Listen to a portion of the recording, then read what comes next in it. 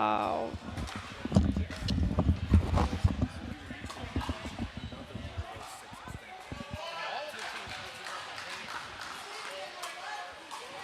Okay, welcome back. We are about ready to get started here for the team that is going to come away with third place. We have the Houston Hammers that lost a very close last-minute team breaker in order to be playing for third rather than first or second this morning. And they are playing the Denver Iconics. We are getting started here with a men's match. We have Joe Perizzo and Eric Quo playing Scott Johnson and Ackbrand for the Denver Iconics.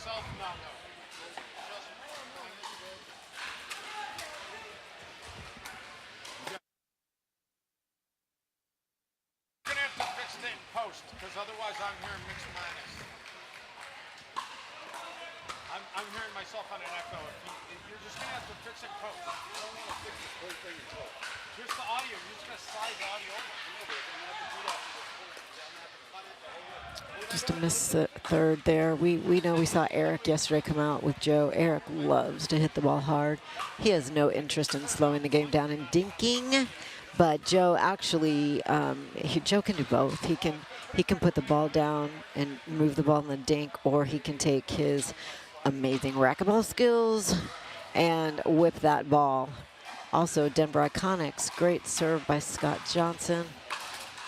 And they can also do both over there. We will see which strategy wins out here. It's a great ball by Joe to go behind Scott down the line.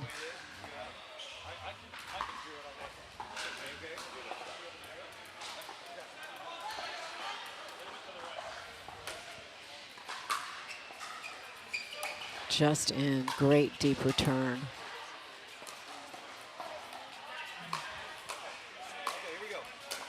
Oh, that was great cover actually on the middle by Joe when his partner got called out. And then Scott Johnson just put a really good ball right at his toes.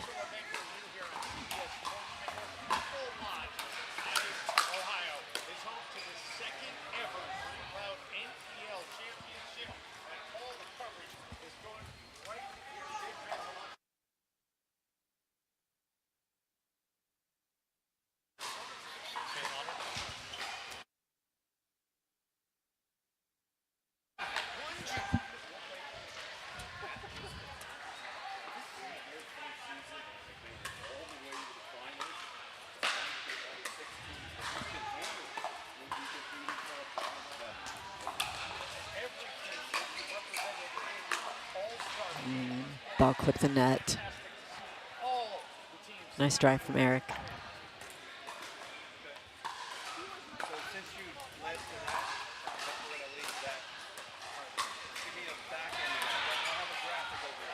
Great return, super deep.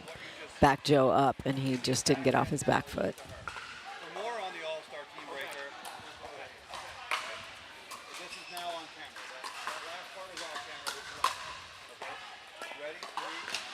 Nice drive. Again, with the racquetball skills, his hand speed is so quick that that drive just really gets on you fast. Again, another clean winner off of his drive. Nice and low. Just slaps a flat ball right there, as his company is called Slap Life. That's the paddle he plays with, Joe Perizzo. Eric tried to drive that ball and chase it.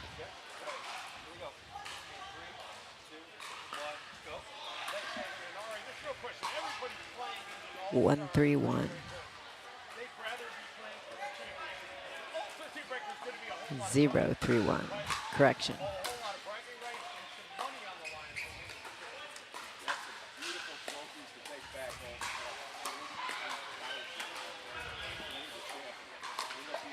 Oh, Scott, great flick, real high. That was an out ball, and Joe just couldn't get out of the way.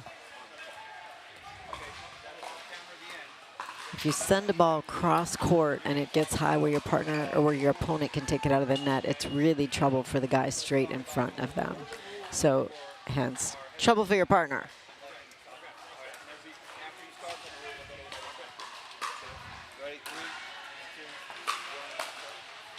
Nice drive.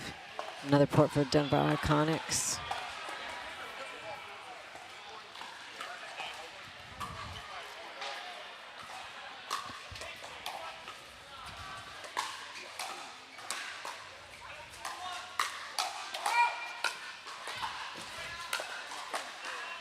Wow, great deep ball right in the middle and almost on the baseline. Great shot by Joe.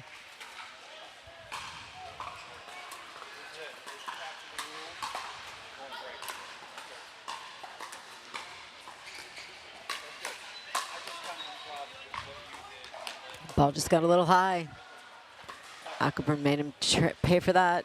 That's what happens here if the ball is just a tad bit high. Everybody's got the capability to put it away.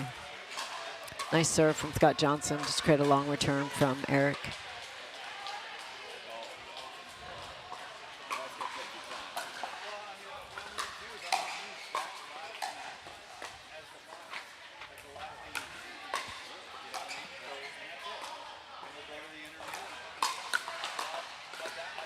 Great point.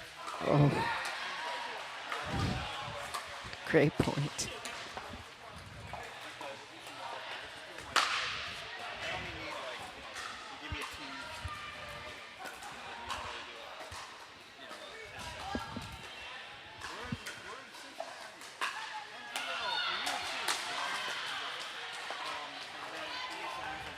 Good reset right there off that hard drive. Shaking his finger. No, no, don't go there. Little long.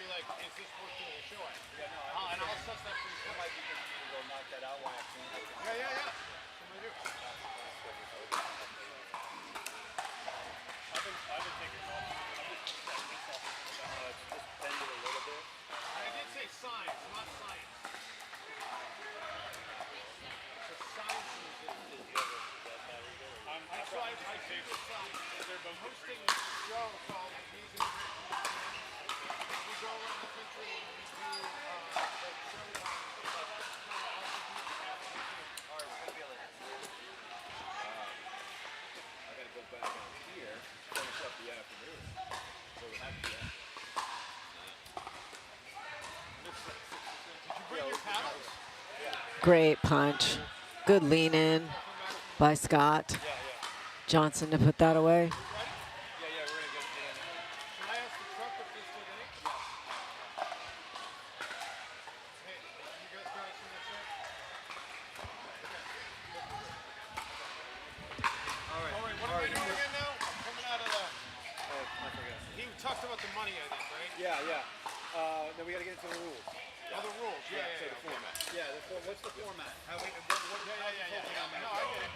Wow, he saw that come in and was just able to counter that. Really nice.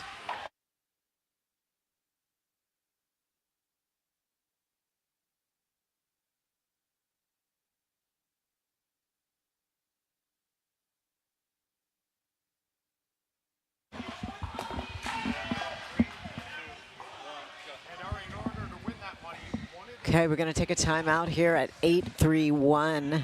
Good timeout. They need to stop the momentum. Reina and Scott are playing really, really well.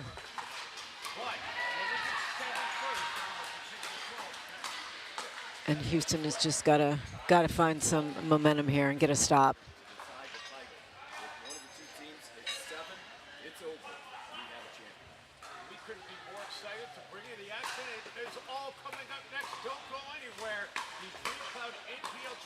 Championship starts next at CBS. We have a lot going on here at the Pickle Lodge in Cincinnati. As you have been able to tell, what a gorgeous facility this is. We have an arch of pink balloons over the entrance because we are celebrating all of our cancer survivors that are part of our NPL team. And you've gotten to see some stories running throughout the weekend. We'll have some more of those coming for you today as well. But enjoying the deep dish pizza and the wonderful drinks, everything they have to offer here at Pickle Lodge in Cincinnati.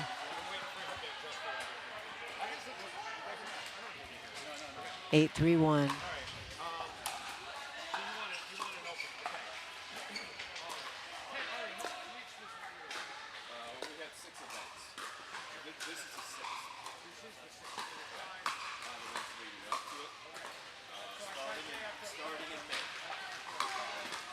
Great dink, again, to go behind Scott.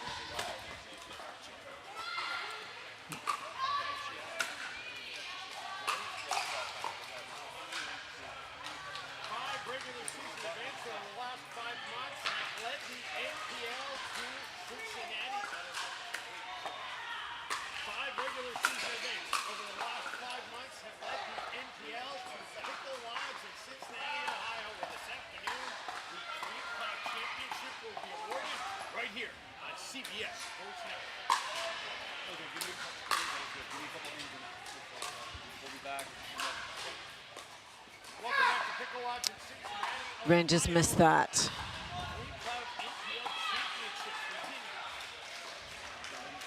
Back here at Pickle Lodge in Cincinnati, Ohio. Back with our coverage of the DreamCloud NPL Championship. Wow, great counter. Don't go anywhere. Back to Cincinnati in just a moment. Really nice. So when they won as we were playing. Yeah. So we went to that. I think we handled that well. I don't think we didn't need to do anything. I don't think you do because we reacted to it. We heard them cheer. Ooh, off the tape. He was looking to go for an ATP Oh, wait. and was very close, just the pole caught him. Backside of her interview. She was, I did. So side out, back to Denver. 8-5-1. Thanking everybody. And that's our winner.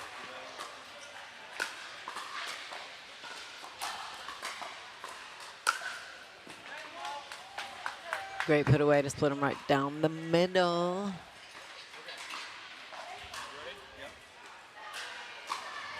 What an afternoon it was here in Cincinnati, and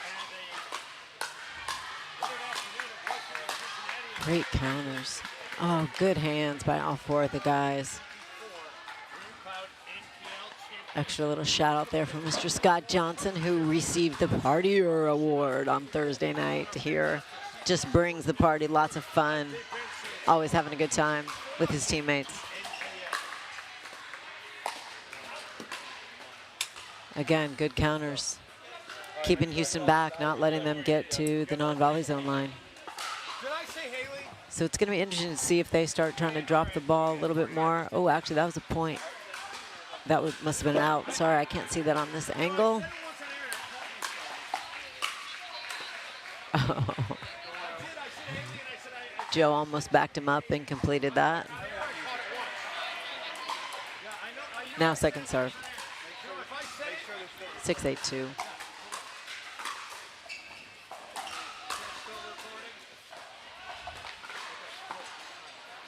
Denver doing a very good job of just countering those drives and getting them down.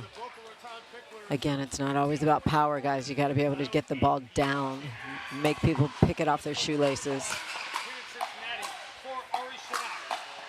Ooh, hit an out ball there. And that's really hard too, to let those balls go.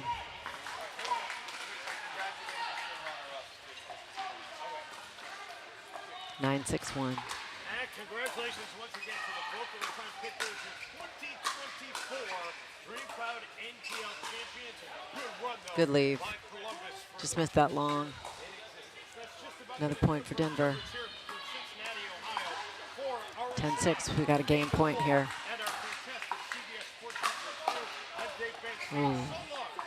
Thanks so much. Nice counter there by Eric. Good force shot as he's coming in, able to get that ball down, and Scott was not able to poach it.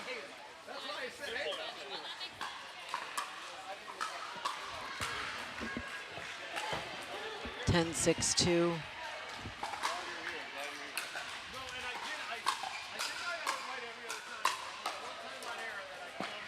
Nice ball. All right, they're able to hold him off. Now we go back to the Houston Hammers. How long have you been doing this? Second serve.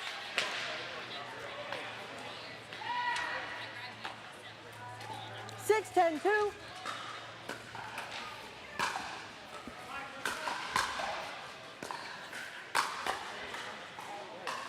Side out. Houston's just not been able to get up to the kitchen line. Denver's doing a great job of just blocking all of their drives and getting them down so that they're having a really tough 5th or 7th shot. And that's it for game 1. Goes to Denver Iconics. Nice setup, good finish. 2 minutes. Okay, we'll be right back after this break for game 2 coming your way.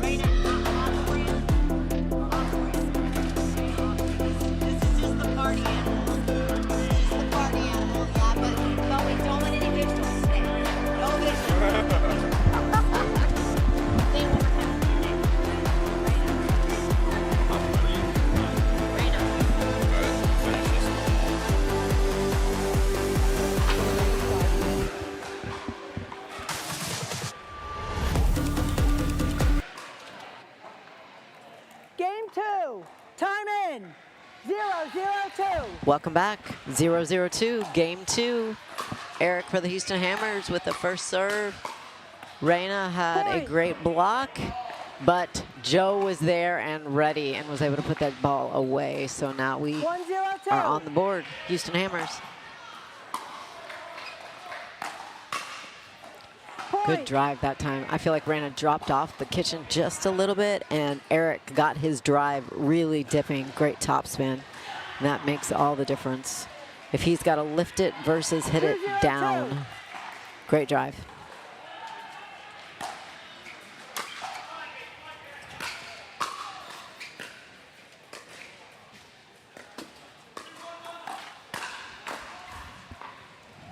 Side out.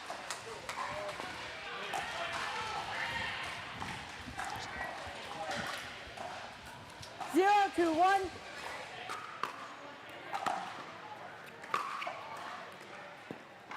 Point.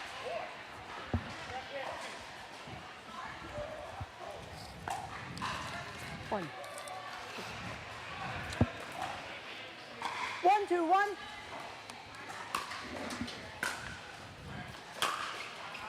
Second serve. Just a little short on that drive. Second serve. Reina from Sweden. Playing for the 1-2-2. Denver Iconics. Now Scott Johnson with the serve.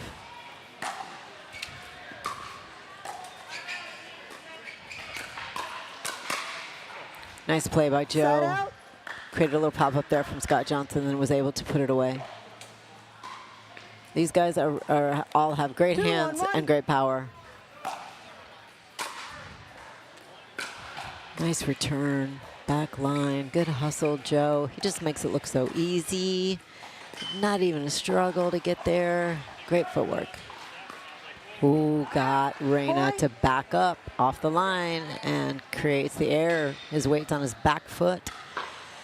Usually that happens to all of us. If you hit the ball off your 3-1-1. back foot, it's usually going to be in the net. Got to get that weight shifted. That's a nice Second shot to serve. go behind Eric. Really great inside out there by Reina. 3-1-2. 3-1-2. Ooh, just missed it on his backhand there. 4-1-2.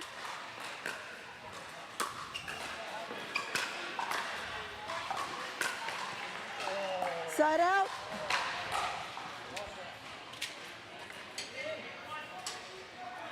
One for one. 1-4-1.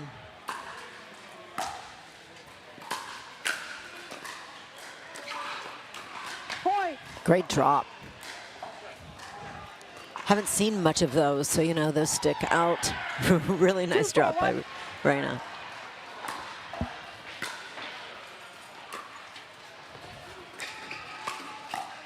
Another drop to follow it up with a nice inside out cross court. Nice move by Reina. 3-4-1.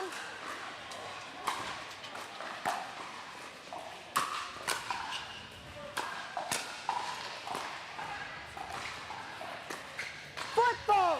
Right foot on the land. He saw that Second Ernie serve. and just missed the right foot. Yeah. Was on the line. Yeah. 3-4-2. Actually, it looked like his left toe caught the kitchen line as well. Nice drive. Go behind Joe there, and again, dipping below the net. That's the secret.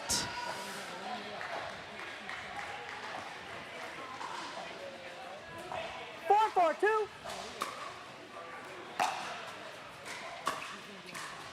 Side out. Side out back to Houston. 4-4-1.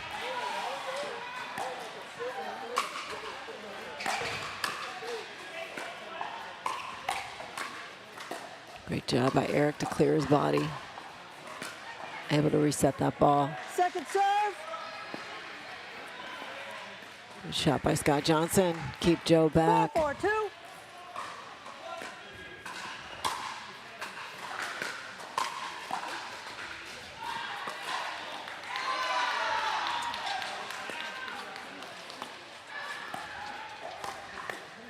Wow, another great job clearing his body. Catching that on his right hip. Oh, trying to Side get out out. of the way, and it caught the tip of his paddle. 4-4-1. 4-4-1, back to Denver. Second serve. 4-4-2.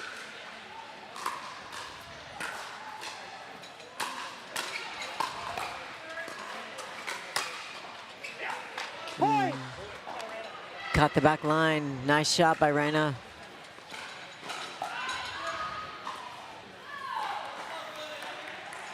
Five, 4-2. 5-4-2. Little Point. deep.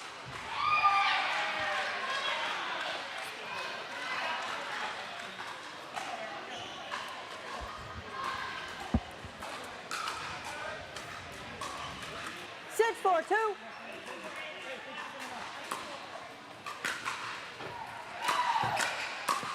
Wow, really pretty. Reina got in quickly after that drive. Took that next ball. This backhand. Nice backhand punch right there. 7-4-2. Out in front, leading with his paddle. Great job.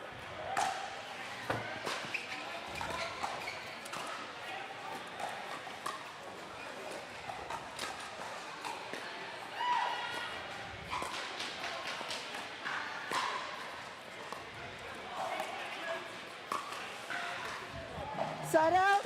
Just missed a speed up. Really needed to lift that. That was a good low ball. 4-7-1. Back to Houston. Let's see if they can get something going. They got to win game 2 to get to go to game 3. Second serve.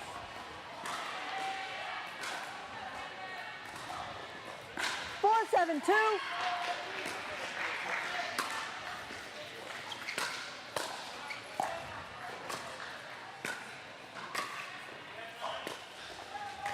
Side out. Nice deep ball by Reina. Back Joe up. 7-4-1.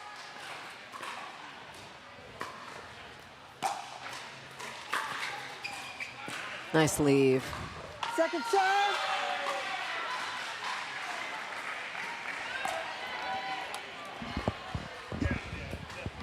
Seven, 4-2.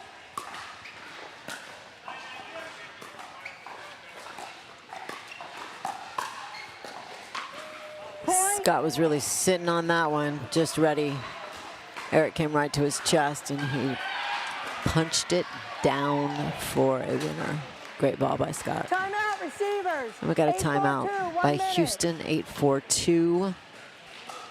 And we'll be right back for the conclusion of game 2.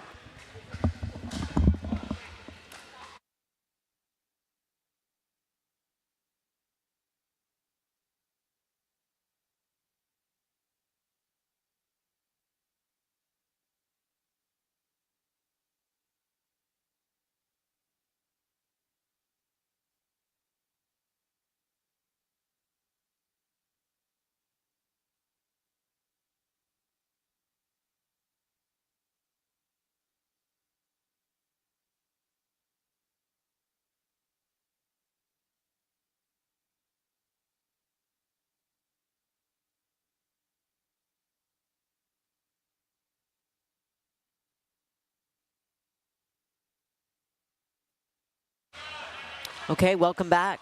Denver Iconics with the lead, 8-4 right now. Welcome in Chris Montgomery, one of the owners of the Denver Iconics.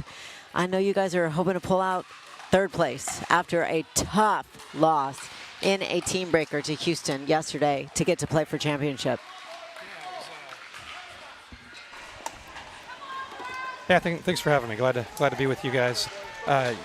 Yeah, we didn't have the team breaker. Houston had the tough team breaker. We had the getting our butts kicked by Boca. I totally said it wrong. My apologies. No, that's all right. But you know, the team's rallied. We had Scott Fliegelman, our captain, got the team together.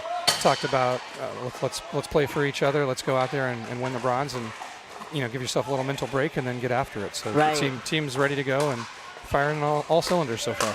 Yeah, sometimes that's not easy to do, right? When you suffer a loss and you kind of go from playing for first and second to third and fourth. But Chris, you still got money on the line here. Yeah, there's real money on the line. $12,000, a little over $12,000 for third place. It's it's enough to matter. It's enough to be fun. I mean, we're playing for pride anyway, but there's money on the line, and hey, we're not playing for last place. There's no shame in losing to Boca. And, absolutely. If you knew at the beginning of the year you're playing right now for bronze against Houston, you'd rather be playing for first, but you definitely take it.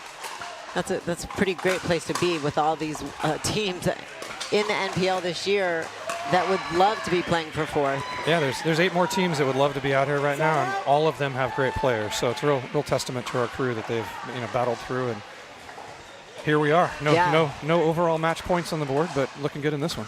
Yeah, the guys are definitely coming out strong. It's have you seen many dinks in this match? Yeah. More than I've seen in the Pod 3 women's match I was watching with 0.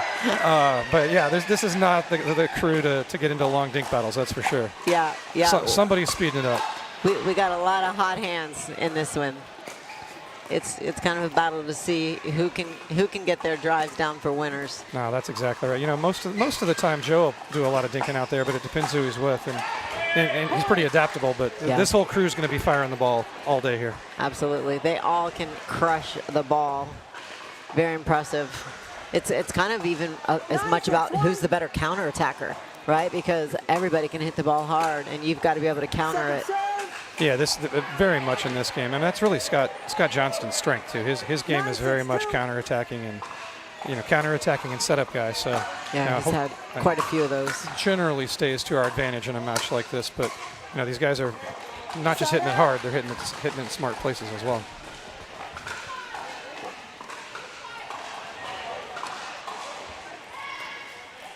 Okay, back to Houston. 6-9-1. 6-9-1. Let's see if they can get a run going here. All right. Nice shake and bake there from Houston that time. Joe with the initial rip, and Eric just runs in and is able to poach that and get a point on the board. 7-9. 7-9-1. Oh. Point. I think he caught Reyna there, just a little off balance. That's it's going to happen. Sometimes you just don't get it. Absolutely. Especially when they're coming that fast and that hard. There's a drop from Eric. Oh, Point. and that was not his friend right there. No.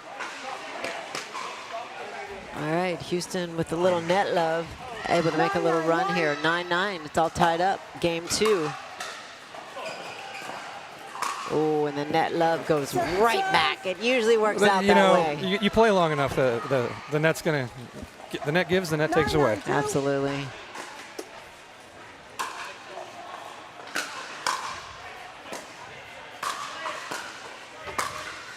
Great angle. Yeah, Reyna inverts that overhead so often and so hard. There's just no time to even have a chance to get to that. It was a great finish. 9-9-1.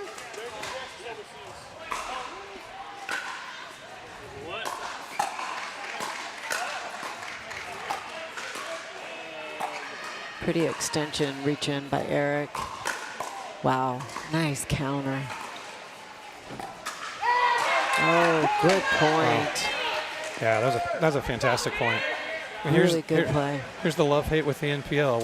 Win by one. Yeah, Yeah. here it is. 10-9-1. 10-9, match point right here.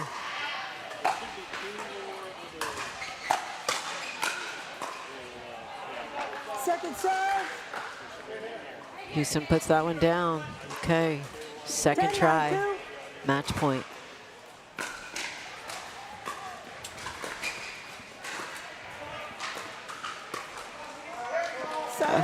Just missed that dink in Just- order to keep Houston in it. Just dropped it in the net. That's ball's got to go over. It's pickleball 101, 9-10-1.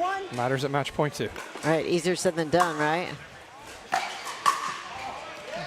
Ooh, I think he might have played an out ball there as well. What do you think? It's. Yeah, I think you're right. Unfortunately, it's. 10-10-1. Because he I hit think he really did. high. He was pretty high as he's moving forward. All right, Let leaves that one that go. one. No question on that one. Yeah. That ball's sailing. All right, back to 10. Goes out. They're joking about challenging the ball that hit the wall right there. 10-10. Here we go. 10-10-2. Houston needs this one to go to 3. And they have it. Sails along. Game On 2 an out ball. to Houston. Yep. All right. So All right. we are going to go to 3 in this opening match for third place between Houston Hammers and the Denver Iconics. Come on back.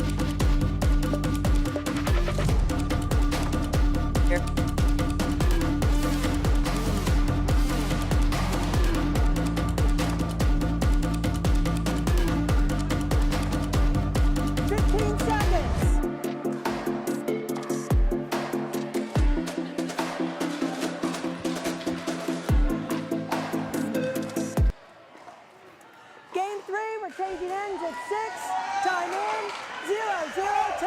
Welcome back.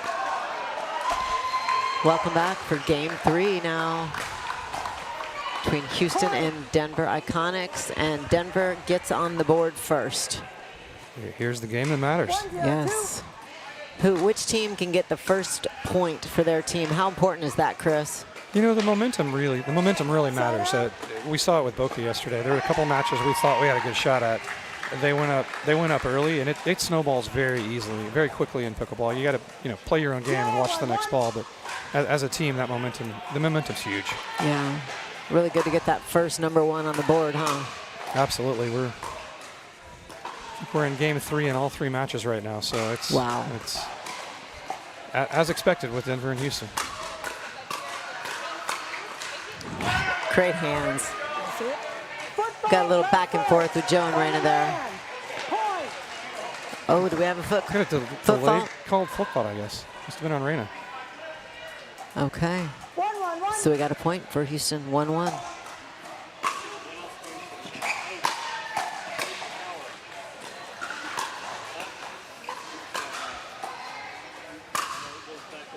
Yeah, great angle. Yeah, you're going to run out of room with the fences there. Yeah. When Reina hits that, definitely not getting that ball back when you're playing inside. And that's so important, right? Because our court is small. So if you can hit a sharp angle, we don't have room to run that down. Where if you just hit it hard, everybody's pretty darn good at getting that back. You know, Fliegelman always talks about, place over pace. Some sort of disagreement out there. I'm not quite sure what it is. Reina's not happy with that call, saying he couldn't hear. Asking her to be a little bit louder, the referee. Second serve, Joe is serving. Time in, 1-1-2.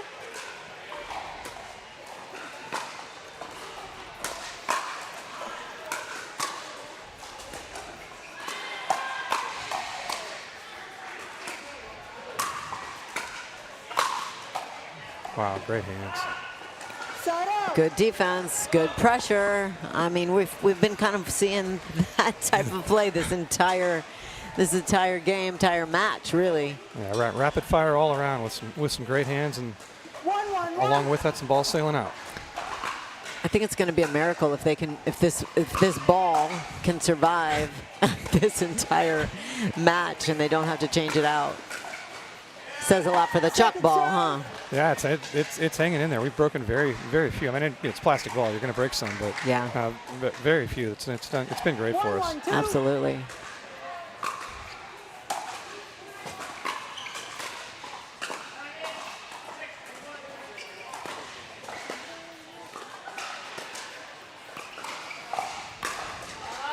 All right, we got a record 3 dinks there, and then an out ball. And then 3 dinks and an out ball. They may need to just go back and firing at each other if they're going to do that. 1-1-1. Back to Houston.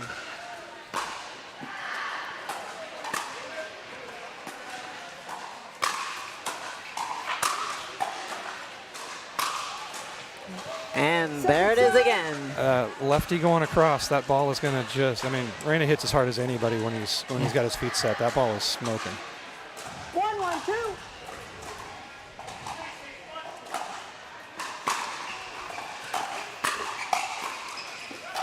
Nice play by Eric. He was full speed ahead the minute he hit that drive. He is running up there. Somehow is able to keep his balance and able to attack.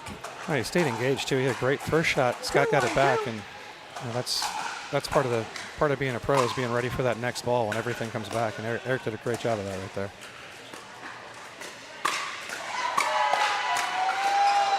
Wow. Hey, that was a great job by Reina to clear his body, because that ball was coming right at his left hip, because he's a lefty, and he was able to clear his body and complete that. That's a tough shot. Yeah, he's really good at that. He's got a nice short stroke a lot of the times, and enough just wrist strength. He clears those hips. He's still hitting it hard. Most of us, if we clear our hips, are just trying to get it back over the net. Reina's going to still hit that ball most of the time. Very impressive.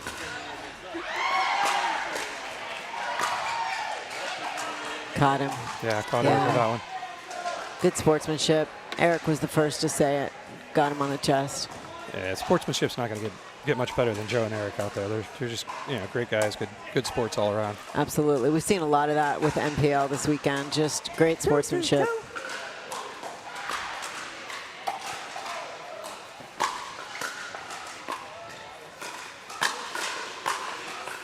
Wow, good pressure by Scott Johnson. Way to stay with that.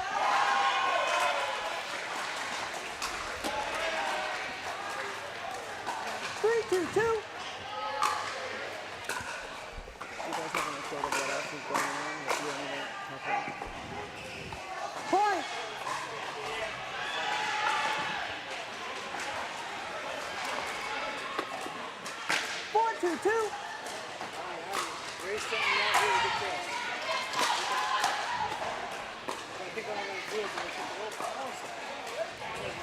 So, Chris, I wanted to ask you, last night, there was actually two kind of important, fun football games on TV. I, being from Texas, of course, was watching the Texas game. But I wanted you to share that story on what you guys had going on last night. Well, me being from Texas as well, the Texas game was clearly far more important than watching the Florida Gators game with the Heisman Trophy winner. But we happened to be at a sports bar with most of our team watching with Danny Warfel last night. And he immediately, of course, was recognized by all the SEC fans in the area, and a receiving line of people coming by for autographs and photos. And Danny's so gracious. He was certainly happy to do it. We hung out with the group, ended up hanging out with us, talking significant. A lot of talk. Most of the talk actually about pickleball, and a little bit of talk about football as well. As the Gators were, fortunately, I think for all of them, winning the game against Kentucky last night, and several of the fans are actually here watching Danny play pickleball now for the first time. We've got an orange and blue, got some orange and blue fans over here that are coming out, and several of them are talking about playing pickleball now, specifically because of that last night. It was such an wow. You get a chance to go to a sports bar during a football game with a Heisman Trophy winner. It's quite the experience. Oh my gosh, he's just like a hero, right? He's flocking. He's not. He's the hero. They showed the statues. There's 3 statues out in front of. There's 90,000 people there. There's 3 statues out in front of the stadium.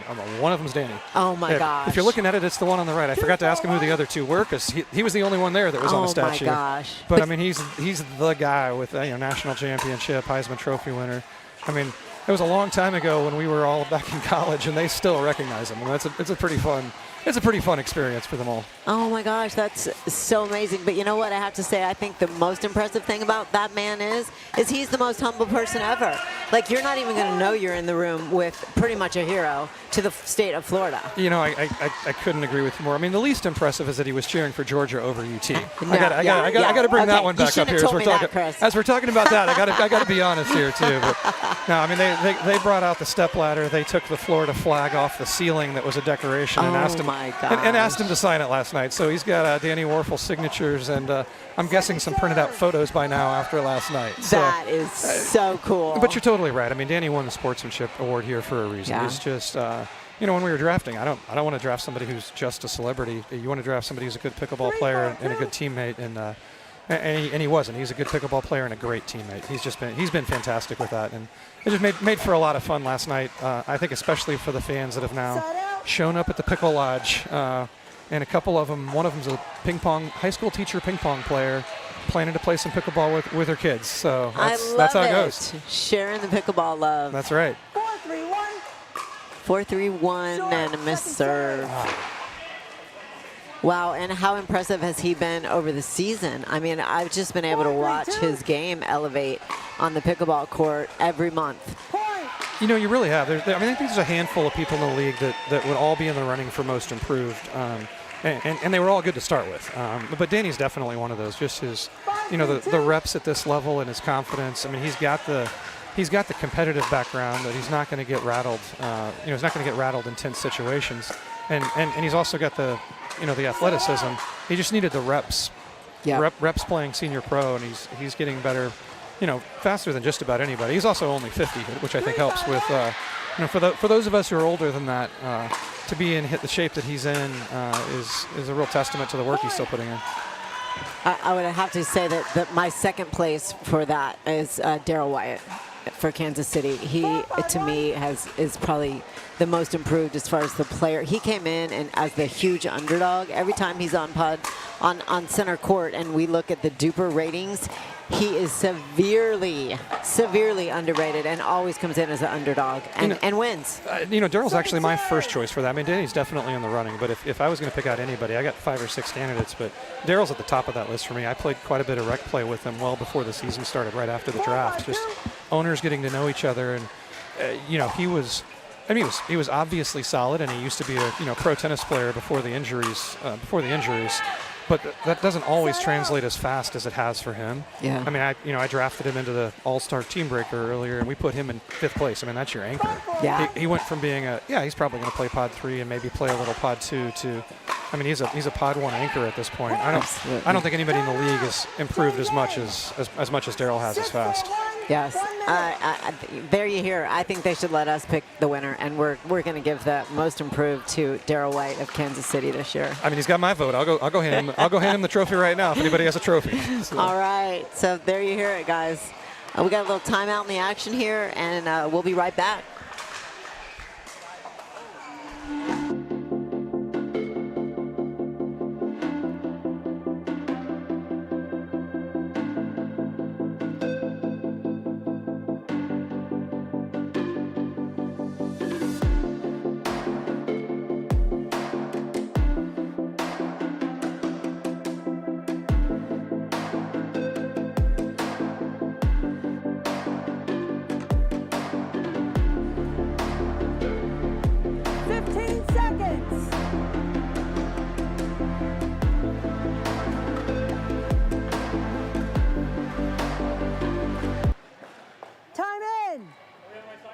Yes. 6-4-1.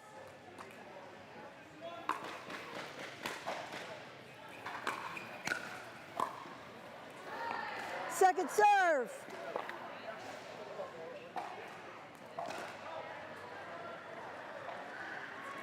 Six, 4-2.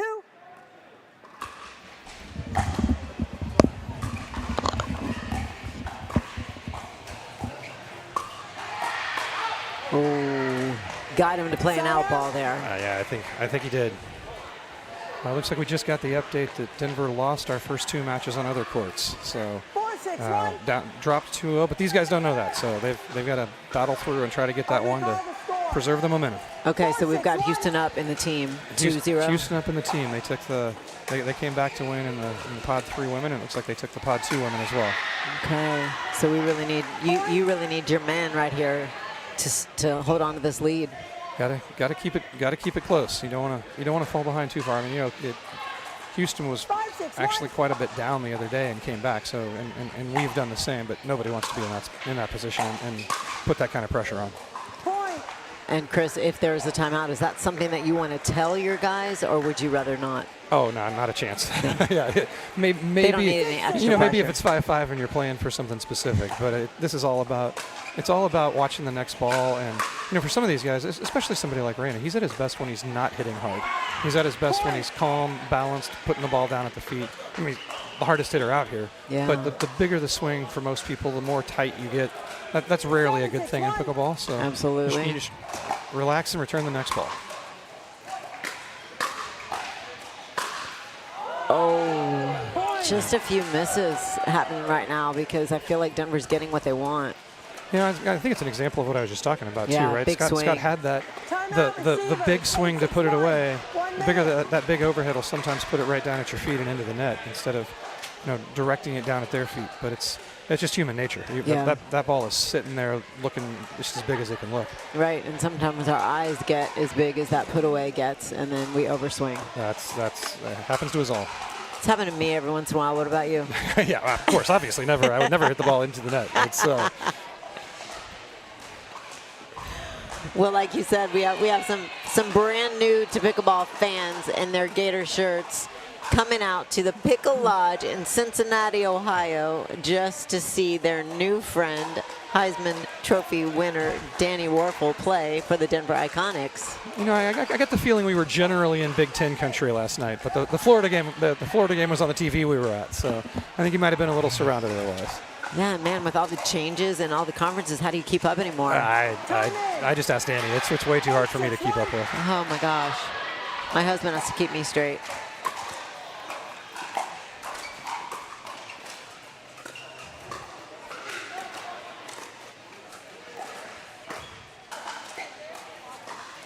Second serve. So I think the either team that can put the ball down and push their opponent back off the line is winning the few dink matches that we have seen. And our, Denver's just been putting the ball in the net here. We had I believe it was a 6-4 lead, and 9-6-2. 3 out of the last 4 rallies have ended with Denver putting it into the net. Essentially unforced errors. Yeah, and those are the killer, right? The team that makes the fewer errors usually wins. Well, that's right. I mean, Joe's got such a good drive. He's going to force some errors, and Eric's got some pretty creative shots. But the forced errors are, not a problem. It's the unforced ones that'll kill you. Right.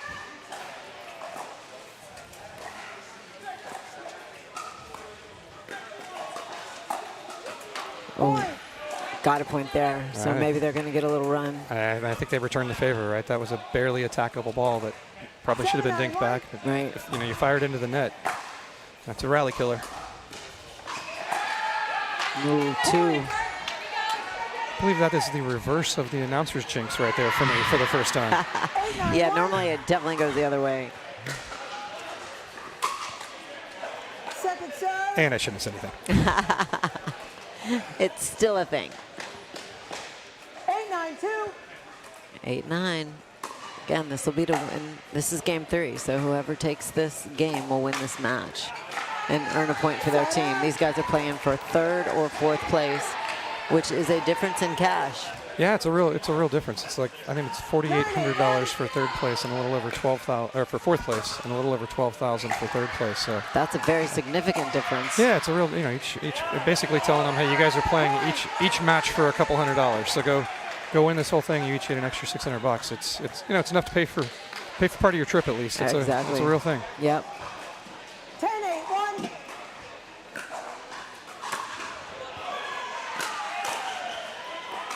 Tell me about the Denver Iconics. Are you guys fully loaded today? Do you have all of your players on tap, or do we have some injuries? No, we've got everybody going. Molly Carter's been injured all weekend, but she's been playing through it and playing fantastic. So she still has the injury. Oh, and the ball is dropped. The unforced drop. Wow. They had them beat there. That's a great comeback by Houston right there. Yeah, it really was. I mean, they stepped up, and we've got all of our players, but we've also we've dug ourselves a hole too. We got a 3-0 hole to dig out of. But if anybody can do it, this is the group right here.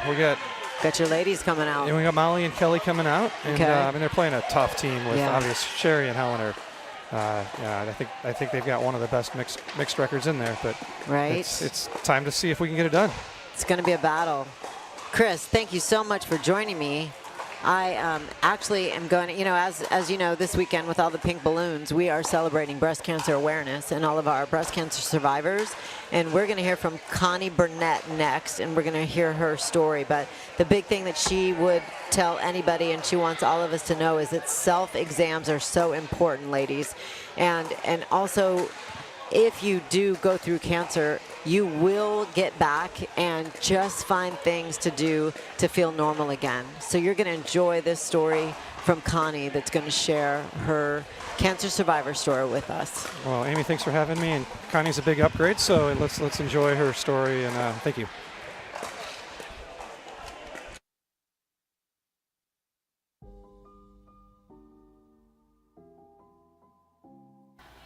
In honor of Breast Cancer Awareness Month, we get to interview these amazing special group of ladies right here who all have a very special and impactful story to share with you.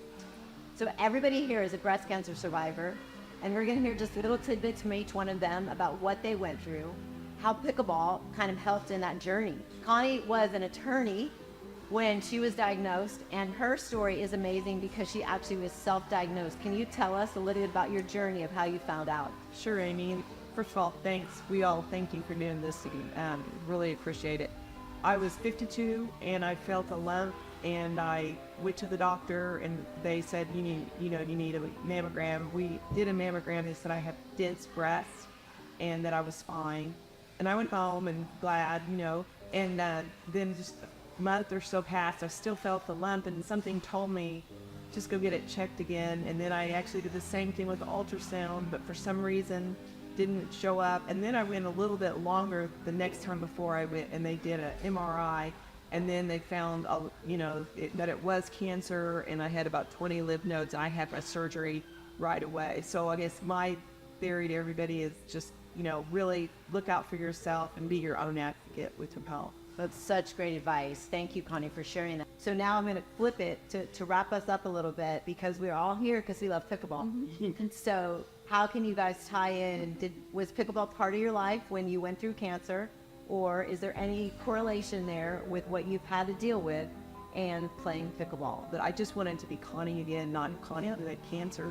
I learned about pickleball because I was trying to get back to it myself. So I thought that was kind of interesting. Yes.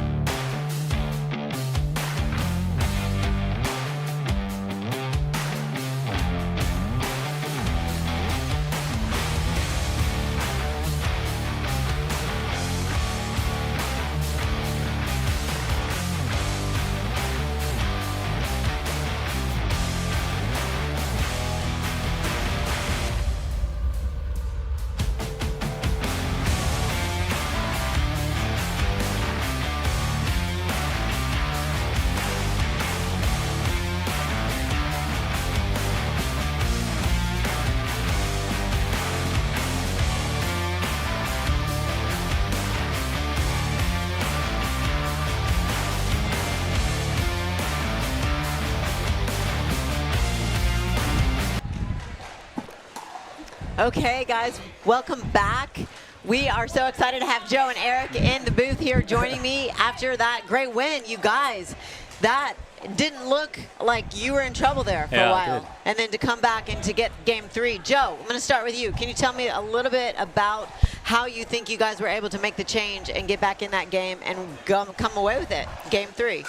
Well, we just had to tighten up our playing and stop making errors and giving them points. I mean, it just came down to bad drops, bad resets.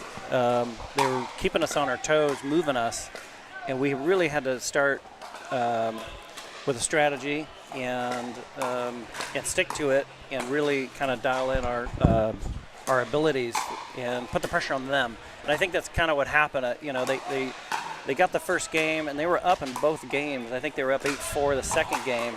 And I knew, we're never out of it. And the way that Eric and I, our styles are, we play pretty fast. So yes. I think that we were able to come in, and once we started putting some pressure on them, and, when you get to 8 and you win the first game and it's the second game, you think just 3 points, and that's all you're thinking about. Yeah. And when you're down, you're thinking, look, let's just get to 5, let's get to 6, let's get to 7. And as soon as we started to get to 7, and then we got to 8, I said, it's on, it's done now. And you could see my energy kind of picked up a little bit more in the second game, and I just, we turned it on and we finished. And you could see visually, I think, I could tell, you could see the pressure go from them, or from us to them. Yep. And that was really, I think, the key point there. And I wanted to keep the energy up. When Eric hit an amazing shot or just smashed the ball, I couldn't help, express some excitement for that. And I hate doing that really because I don't want to look like I'm overdoing it. But I like it when you do but that. it pumps me up, and I think it pumps him up. Yeah. And in a little way, it also takes a little bit away, puts a little bit more pressure on the other team to say like, oh crap, I don't want them to yell again. So. Eric did a great job. We stuck to our plan, and like I said, it's unfortunate, but I think that pressure kind of you could see it in them, and unfortunately, we got them to force some errors there towards the end of the third game, and that was key. Yeah, there was quite a few forced errors at the end where they actually were like putaways, that they were just over swinging, or they were catching in the net. Yeah, Eric, that's what I was going to ask you. What do you think was the difference there, and how were you guys able to go? Because momentum is super important in this game of pickleball, right? And it can change really quickly. So what do you think was the difference there? I think in the third game, like I was like, Joe, hey, if we get back, because they had some time to like put that ball back down. So I was like, if we get in, we don't give them that time, and I think it rushed them, and it made them feel a little bit more rushed. I think that's what when they had time, it was easier. But kind of when they started getting a little tight at that end, I think that was a big difference because then we rolled off some points right away. Yeah, I feel like you guys had very similar game plans going in. All four of you want to hit the ball hard, and you're very good at hitting the ball hard. I think back to your point, a little bit of the footwork and the balance went to the advantage of the Houston Hammers, and because you guys were able to get them off balance a few times coming in, which created, like you said, a lot of the errors. What I thought was interesting is they decided to stay back. That was weird at the end. So did you see that? They didn't do that all match. Yeah. And then they all went back. Really with Reyna, I was noticing that because he was normally really coming in right after his return. Oh, yeah. They were at the net quick. I don't know. And I don't know why they did that. I don't either. It was kind of like, But you guys did exactly what you need to do, which is keep them back. I know. Right? Yeah, Eric kept telling me, get to the kitchen. But I was telling him, hey, I don't like to get to the kitchen unless I hit a good drop. But, he can't see me. I'm kind of sneaking around behind him. But I'm one or two steps from the kitchen. But I did what he said, and as soon as we dinked it up front, I got right onto the kitchen, and I think it did put more pressure on it, especially I think at the beginning when Reyna hit me that backhand, and he bum rushed me earlier in the match a couple times and hit me down the line, and then I was able to bum rush him a little bit, not so much too quickly, but I got to the net and I punched that down the line on him. That was kind of what he did to me a couple times in the first and second game, so he felt that one. Yep. And that's what I think. A couple times when the other team gets a shot on you, it kind of affects you a little bit psychologically. And I think we were able to hit some of those shots in the third game that really gave us a boost, and I think just kept the pressure on them. So. Yeah. Well, guys, I know that you're probably a little disappointed that you're not playing for first or second. Yeah. But, there's actually a big difference of money on the line for third place versus fourth place. So, a lot of the teams here would love to be in your shoes, able to still play and to come away third or fourth. So how does the Houston Hammers, by the way, you guys just secured the third win for your team. Oh, wow. I don't know if you knew that or not, but so how do you guys prepare mentally to come in playing for third or fourth place, Eric? Well, we talked about it last night. We all got together and we were like, look, the season's it's disappointing not to be in first, but you know what? There's still a lot to play for. We're playing for each other. We're playing as a team, and we're not quitting. So that was really the message, and like we're going to be here for each other, and we're going to keep going here because we were so close to winning that last game. Yeah, that last no closer match than a versus team Columbus. breaker, I right? mean, it can't get any closer than that, right? So we just talked about it, and I think we all came out of there with really positive, mindset and good camaraderie. So, and our owners are so generous, and they've been so great all season. Totally. And I got to tell you, I feel like I'm doing it for them. Like I want to win for the owners, especially for third.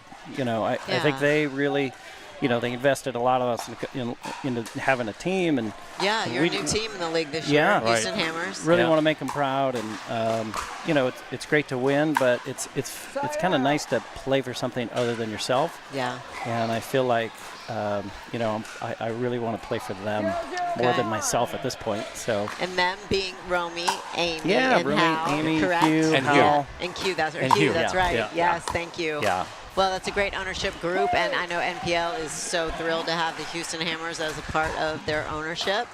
And you guys are getting your team off to a great start. So again, Houston, you're sitting at 3-0, and now we've got the power hitters of the women out here ready to step in. So what do you guys think about this match?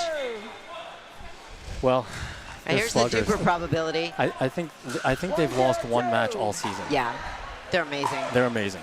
Yeah, I mean, Molly and Kelly are just incredible players.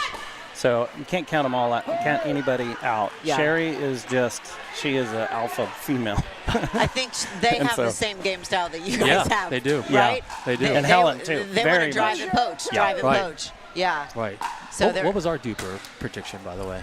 You know what? I don't know it off the top of my head, so I better not say it wrong. I'm not sure. We can pull that up, and I'll get back to you. All right. Yeah. Yeah. Hey guys, thanks for joining me Thank so you, Amy. much. Really good to again see my partner Joe Perizzo was on my Austin Ignite team. Eric, great to have you Great with to have- NPL. great to be here. Thank and you. now I know you want to go cheer the rest of your Houston team on. Good luck today, the rest of the way. All righty. Thank All you so right. much, Amy. All Thanks, right, Amy. we're going to pull Ari in just a minute to help me out with this match.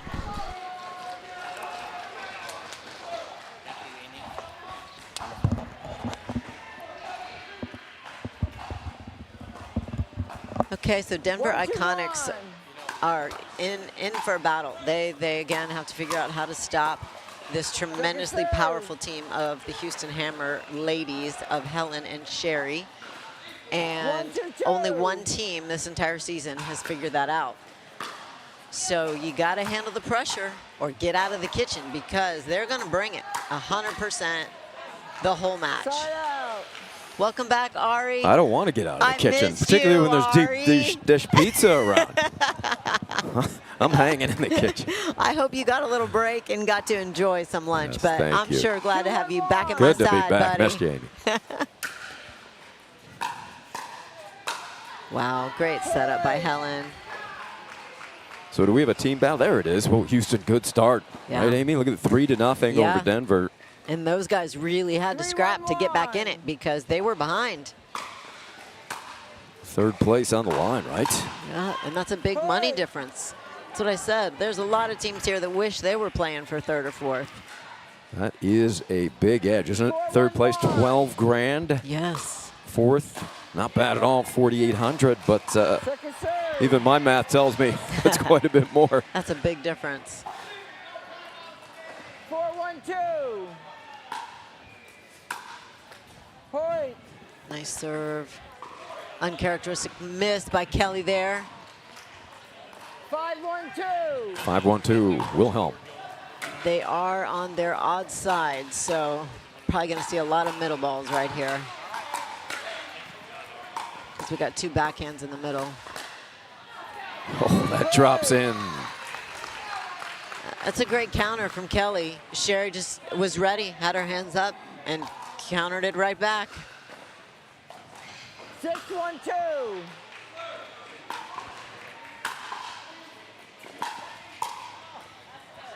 Oh, wow. Great ball. Helen just said, that's good.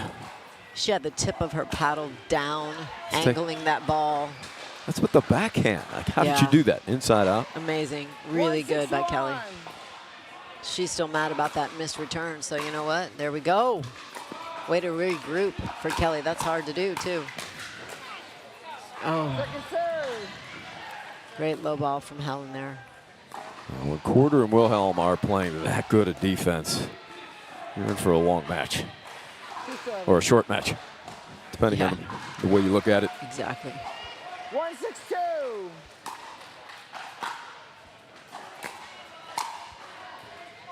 It's a great ball. Side out. That gut line. I mean, that's Molly's ball, but I think she thought it was out. And that's not a bad leave, honestly. It was kind of high. She just didn't hit it real hard and caught the back of the line.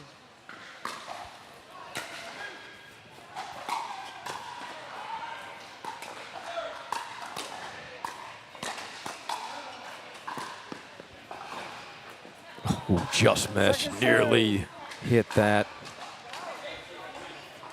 It was a great ball there to go to Sherry's backhand on the move. That was really the only option Sherry had. And it almost caught.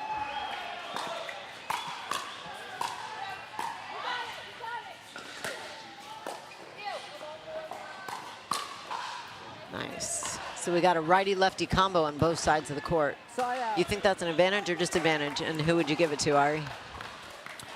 I mean, you can't bet against Quarter and Wilhelm, right? They're just, Yeah. the record's too good. As you said, they've only lost one all year, correct? Yep. And that was to Williams and Spielberger. Yeah, Boca defeated them the last time they played in Houston, actually. But yeah, the Soheda Carter team, they've been superb too. 162.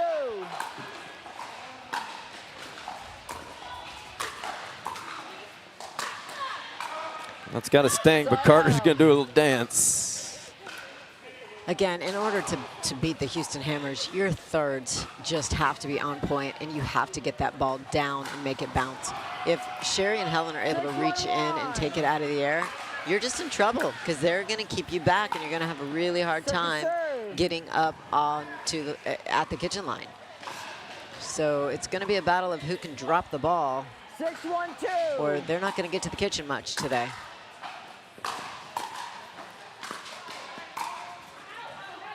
Did Helen get out of the way? It was Quarter, she called it. She's like, oh, I wanted it to be out, but it was actually in. Yeah, nice shot. So for those of you that don't know at home, I actually get asked this a lot by a lot of my clients. Am I allowed to call it out before it actually hits out? Absolutely, because that's partner communication. You are talking to your partner out so that they let it go, and then you make a second call once the ball bounces. And so just like she said, she called it out, and Helen left it, but then it landed in, and so then it's in. And that's totally legal. So if anybody tells you you can't do that, that's actually incorrect.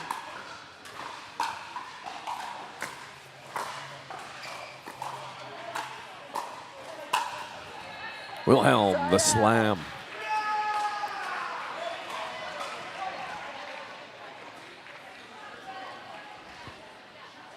What's the challenge for these players of playing into the third day now, Amy? Yeah. 611. Well, these guys did have a bye at first thing in the morning, so that helped. It's not like they've been two and a playing. half. Yeah, but it's a long day by Sunday and in the afternoon, so it's really hard to just keep your body in good shape. You're in a weird place, in a weird bed, and so, and you're with your team. It's hard to get to bed in time and get rested and be ready to play your best the next morning. That's part of figuring this out in NLP is management of your time and your body. It's not like we get to sleep on the DreamCloud. Yeah, exactly. Only a few of us get to lay down and enjoy that. Nice get. Oh, good talk. What It a just point. died. Oh. Yes, it just came. Kelly called it, and it just kept coming right towards Molly. That's tough. We talked about DreamCloud, our presenting sponsor here at the Pickle Lodge Championship Weekend. We do want to give a shout out to all our sponsors: Yobo, Dexascan, Gearbox, Incrediware, Gamma, Ernie, Julian, and Fat Tire. Those are coming soon. I think Boca Raton already started theirs. And I saw some champagne bottles over there as well. It's a good drop. Make Right. Helen reach, Carl pick had it two up. of those. He was double-fisted the champagne bottle. Hey, congratulations to the Boca Raton Picklers. What a great season. Just jammed Kelly right into her body. Backhand side. Great shot by Helen.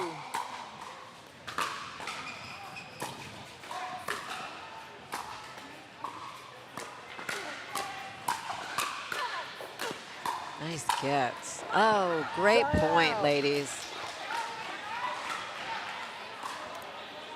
This Houston team is so good. Look at those win percentages too, Amy, with Quarter leading the way with 80%, 75%, 74% game win percentage. Second serve. She's been outstanding this entire season. Wilhelm, 75% match win percentage coming in. 822. and they've been an outstanding team. Again, only one loss the entire season. I mean, that's incredible with this level of players. 9-2-2. 9-2-2. Point.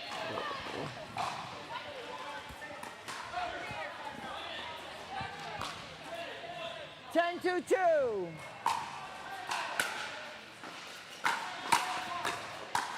For the game, and that was it. That just missed. Yep.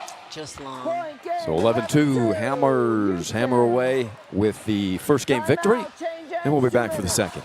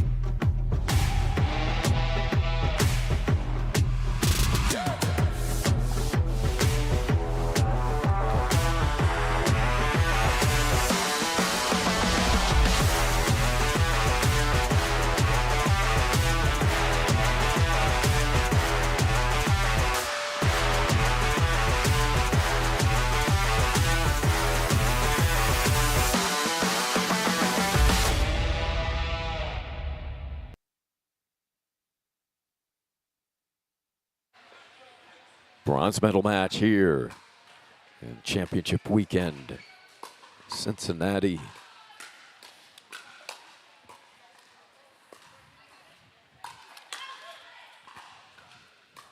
(11-2) Hammers in the first as they continue to pound away the quarter pounder. Sherry having fun out here, trying to put her Hammers up 4-0 in the team battle. Earn the bronze and take home that prize money.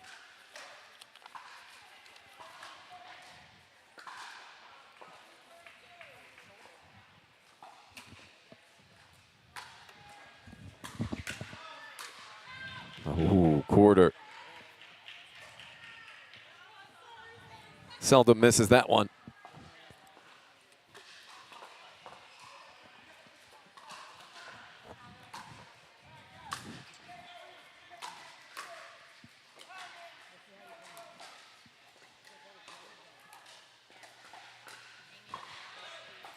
Not scooped up and sent deep.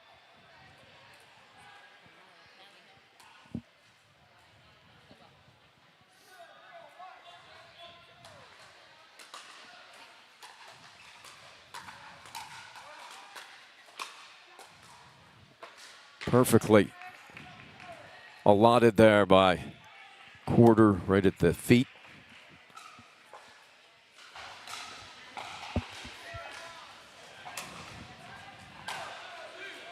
Wow, great serve, so deep. I think that might have bounced over the fence had Ojeda not hit it. Tons of topspin. You really have to wait on those. Let the ball come down, and there she just ran out of room to back up anymore to let it come down.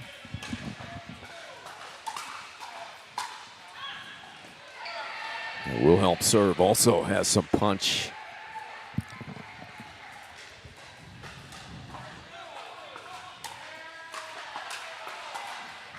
That Wow. hits the line, painting lines now.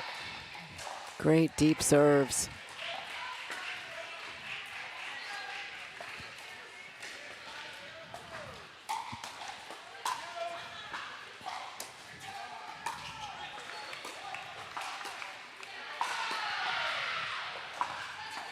Wow. 10. Must have just caught the line. I can't believe that stayed in. Great hustle. The effort by Ojeda. Yep. Well played by Houston. Great hustle by Denver.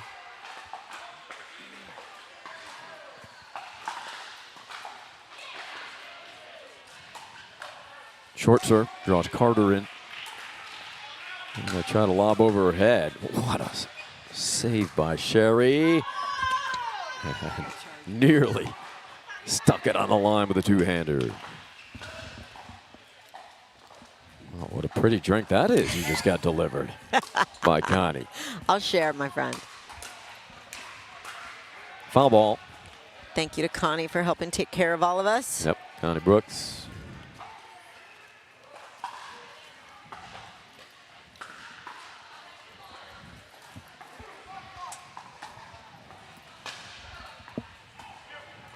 So while you were taking your nap on the DreamCloud, Ari, I had Chris join me, and he was telling me this awesome story about going out with Danny last night and all of the Gator fans flocking to him, trying to get autographs. And now some of them I see in their orange shirts over here today out supporting Danny. Brand new to pickleball, but now they're pickleball fans. And that's the beauty, right? Of Yeah. bringing these former stars who have such a big following into the sport. 162.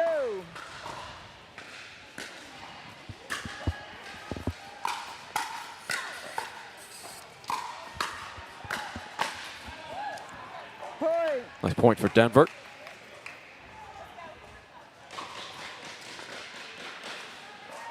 Two, 6-2. And with Molly playing through the injuries she has, she sure fakes it well, doesn't she? Side You out. really wouldn't even know she's hurt. She is so courageous and a tough competitor. Playing with a torn fascia, if any of you are familiar with plantar 6-1. fasciitis. Now that is painful, right? Right. She'll probably go get back in her boot Second after her serve. match.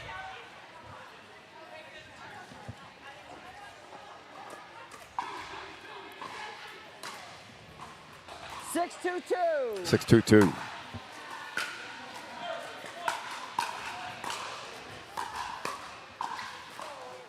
Side out. So Denver gets it back after picking up a couple on the previous serve. Chance to close the gap here. 2-6-1.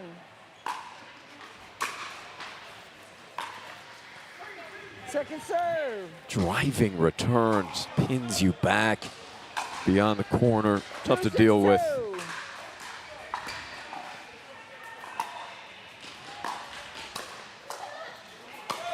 Well, look at this angle. Side out. Wow. So pretty. She comes over the top of that so well with that backhand. Nice little flick. 6-1.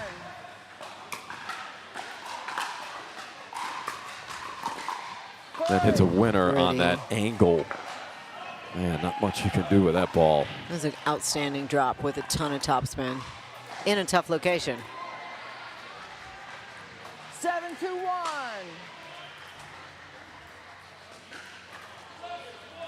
You get 10 seconds to serve, so you got plenty of time. If you stumble with the ball, just, again, 10 seconds. Reset. Second serve. Tried to get a little poach there, just too far over. If you hit that 10-second mark, what, did they warn you or do they penalize you? Yeah, no, you lose your serve. 7-2-2. Okay.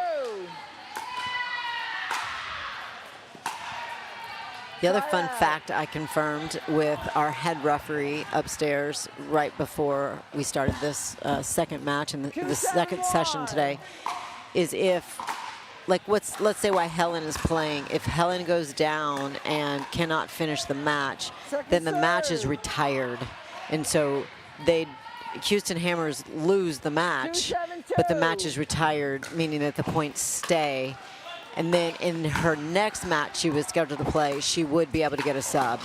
But in a current match, if somebody goes down, they cannot be replaced. Speaking of down, Yeah, right. Ojeda just played 2 points on her knees With her paddle up. Look and at this. connected.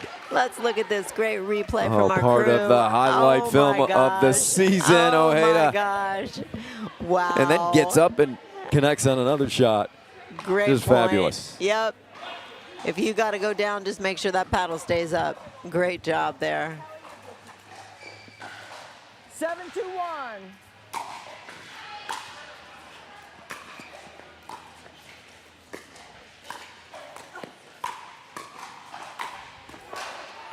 Great work, yeah, Kelly.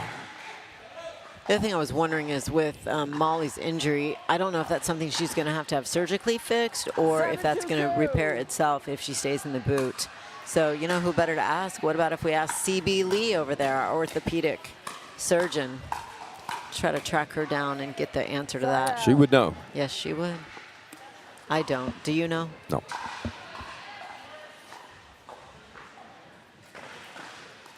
2-7-1.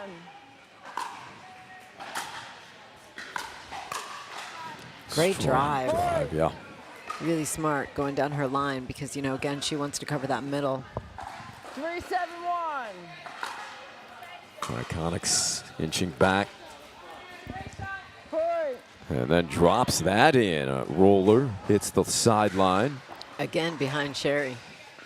Great spot. 4-7-1.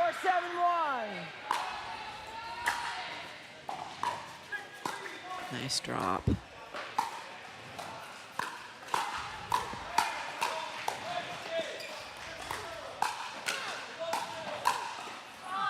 Ojeda in a zone. They may want Absolutely. to keep the ball away from her for just a little bit. I feel like they've really gotten their drops down, and now they're able to get up, and that's how they're scoring points because they're getting those drops low, making Houston Hammers lift. 1 minute. So on this timeout, I'm going to go try to find the answer out for that. Good luck, Amy. Yeah, I jinxed this. Oh, wait a minute.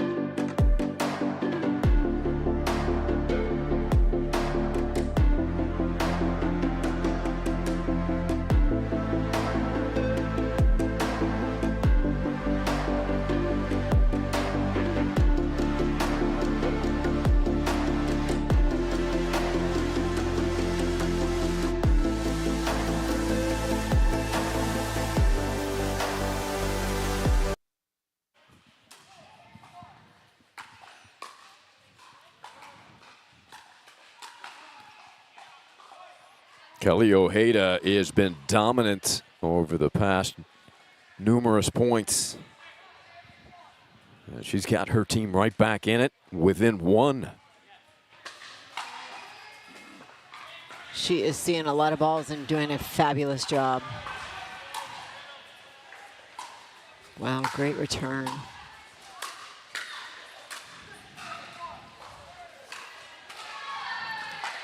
Molly was just really trying to get in there to help, and then she left too much of her court open. Still have a serve available to tie it.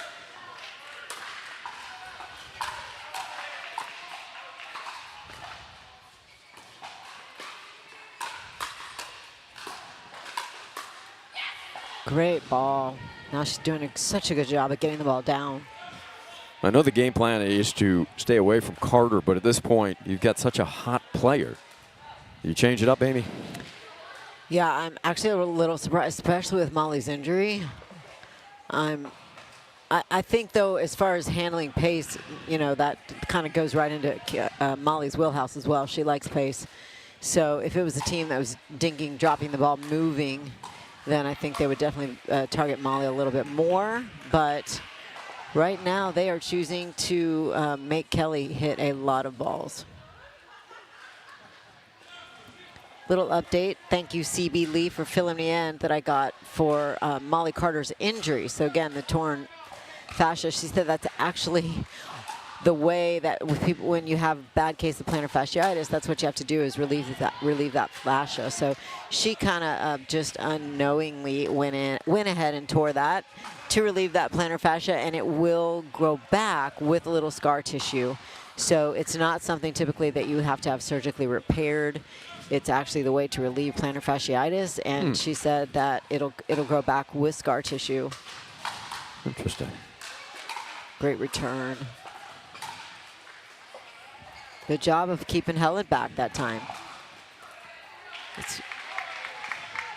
Now they get a side out.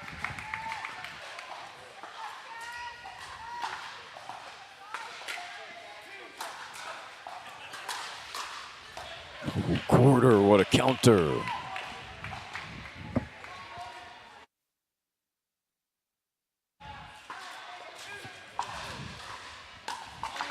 It's 7-7-2.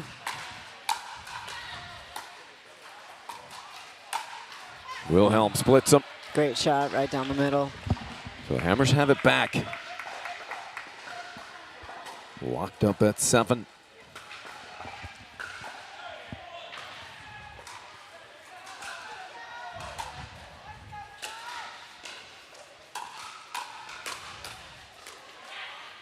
Good ball to get that ball down. Make sure you have to take one more step over and lift it.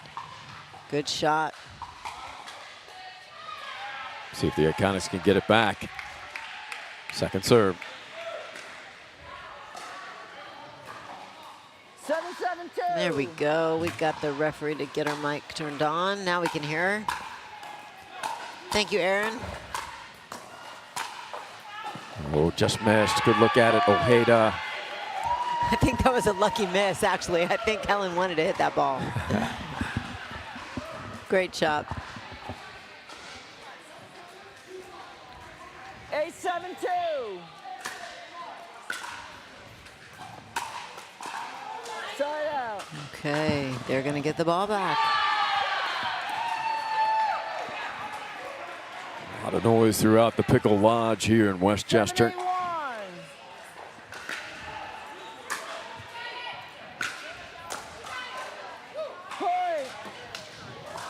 Tied again at 8. I think that ball would have had to be out. What do you I think, thought Ari? so. I was Yeah, surprised she took a was swipe at it.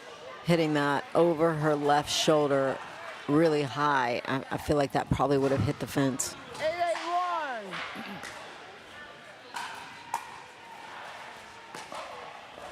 Second serve. Great return. I think Denver was hoping that return was going to be long. Catches the edge of the baseline. Another deep return. Great ball down the line. That Kelly's found a lot of success there today in this second game. She's hitting that one well, accurately, the inside in. Denver with the lead. And now a game point descended to 3. Wow.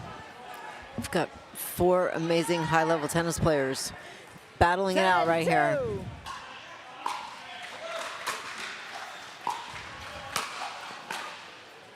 Great drop. And there it is. We're So going 3. good. Denver, what a comeback in the second. We're going 3. We'll have it. 2 minutes.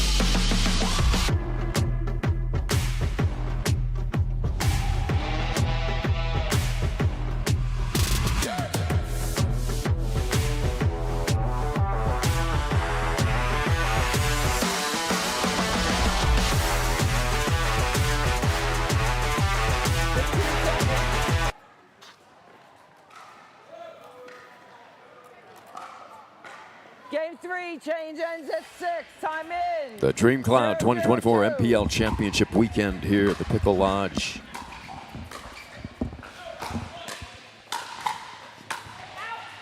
Ooh, Ojeda, can't believe she didn't finish that as she dominated the point. She has taken control of this court to propel her team back in the second, force a third. 0-0-1. I'm going to say she just lost her paddle there. Second serve. There you go. Great comeback. The question is, 0-0-2. does Houston continue to hammer away at Ojeda? Looks like it at this point. They drew her in, beat her to the outside. 1-0-2. Yeah, she was saying to herself in the middle, and why she's saying that is because she went sharp angle, and usually when you give an angle, you're going to get an angle. But she had moved over to the middle, so her angle wasn't covered. 0-1-1. Great return. Man, yeah, that one looked a little long. Point. So remember, this Houston team, Quarter and Wilhelm only beaten once all season.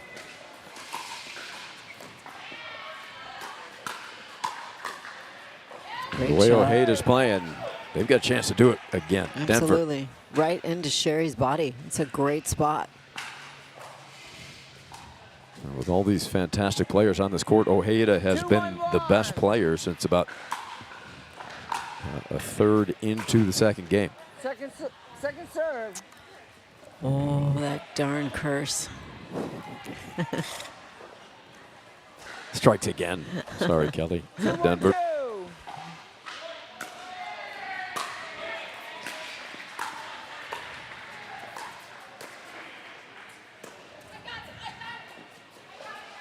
Oh. She said she's got it 3 times. I don't got it. And it just died. Great hustle. That's so tough. She had to turn around. She did a 360. She did a 360. Yeah, that took a little extra energy there. 1-2-1. Point. Nice serve. She must be dizzy. I think they're going to test Kelly's stamina here. What do you think? 2-2-1.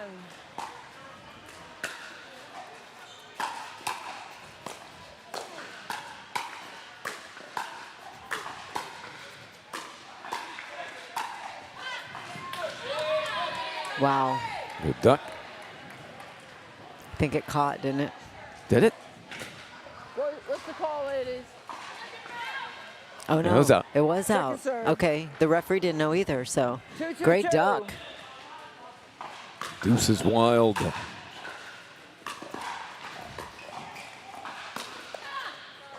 Point. Nice speed up by Sherry. Going straight ahead. And Molly hasn't had a lot of balls, so, you know, that's tough. She's been ready all day. But that was just too good of a little whip there by Sherry. She was able to catch her. 3-2-2.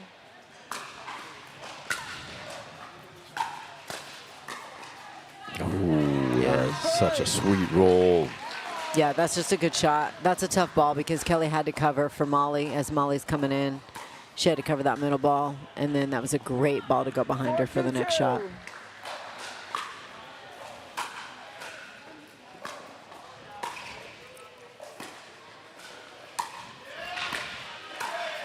Point. Good combination there from Sherry with an making your opponent hit an overhead, get them off the line, and then dropping a ball that's just diving, and you got to take it out of the air as you're trying to lift it.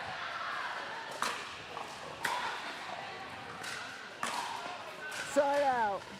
Denver gets a side out, trailing 2.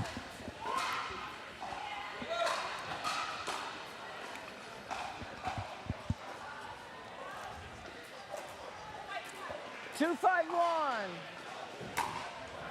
Make it by 3, 2-5-1. Yeah, that's good.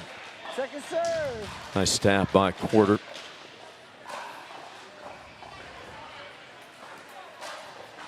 Two, 5-2.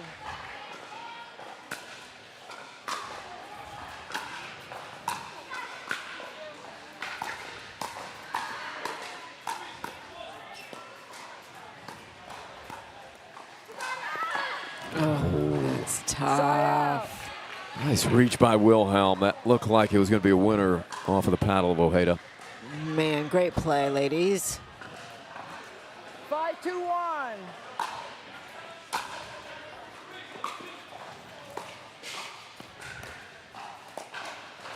Point. Nice little Timeout, roll. change ends, 6-2-1. We're going to change ends here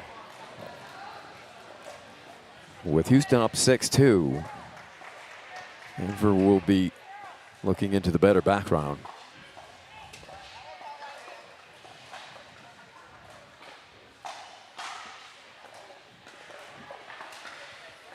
Right now, all the momentum is on the side of Houston. So we'll see if this little timeout can play in the favor of Denver or if Houston can keep that momentum and just keep rolling. I think they're on the train tracks right now. It appears that way. They were cruising in the second. Denver put a halt to that, turned it around. 15 seconds. But it's difficult to sustain that. They had to reach an enormous level, Amy, to squeak that second out. And again, I said we're going to have to see. I think they're testing her stamina because Time in, 6-2-1. she's having to play really hard all 3 games here, and that's just a lot of pressure coming at you. And she's trying to match it and just fire back and doing a great job. 6-2-2.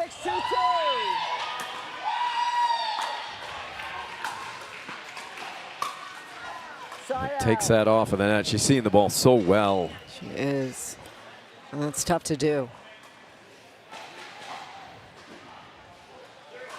2-6-1.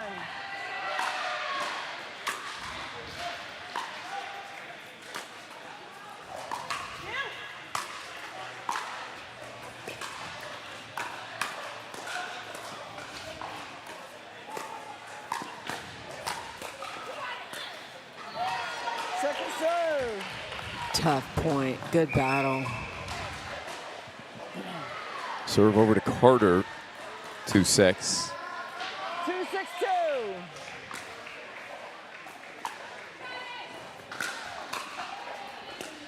Lefty. And then Side they out. send it down Broadway into the DreamCloud side. Great ball. That extension. 6-2-1.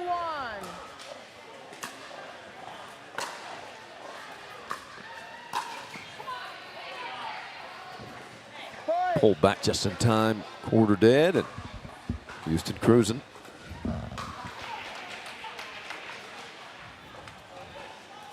Seven, 2-1.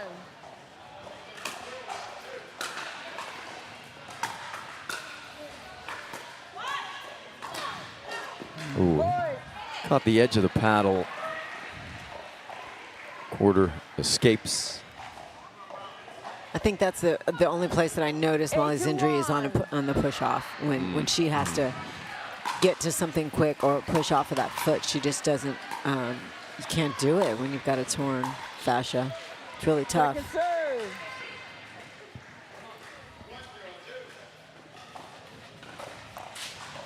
She's so tough. Otherwise, you wouldn't even know she's injured because she doesn't show it. Nope. 8-2-2.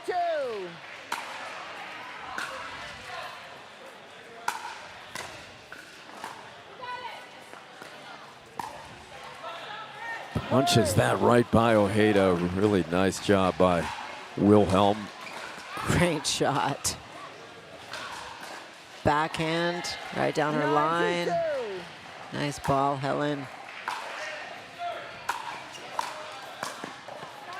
Side out. Too far to go for that one. Ojeda's really delivered that down the line shot effectively. 2-9-1.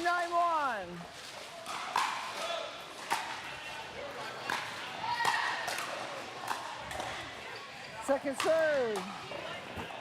Great backhand, able to get that ball down so quick. And Helen's wheelhouse. Two-hander out of the air. 9-2.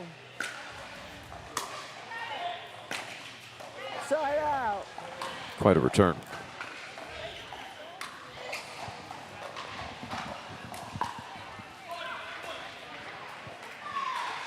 9-1.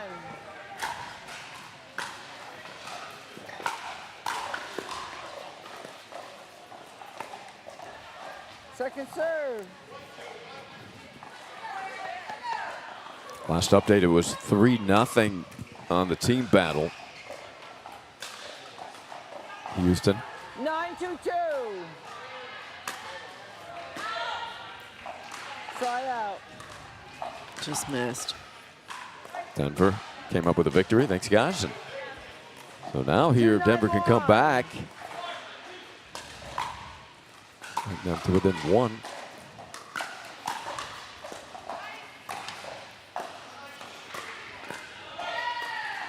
Nice get.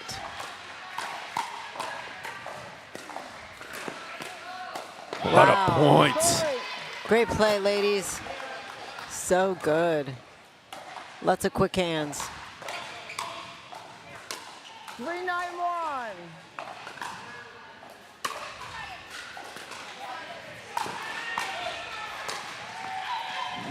Oh, did Kelly try to pull that back? Yeah. Still caught the edge of the paddle.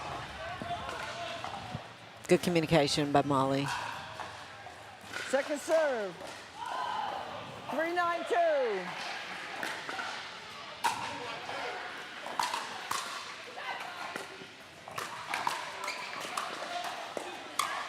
Side out. Under continuous pressure when you're playing quarter and Wilhelm. Yeah, it's really tough to get points. Can't get to the line. 9-3-1.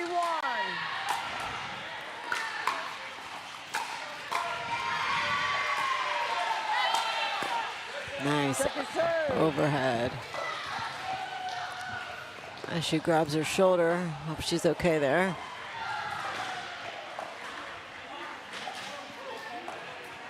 Nine, 3-2. Hang on, hang on. I'm going to pause while they carry the NPL banner. It's a little distracting. Just a little to bit. serve into. Kind of looks like a mattress walking across. Yeah, or a train. Hopefully Kelly's okay. 9-3-2.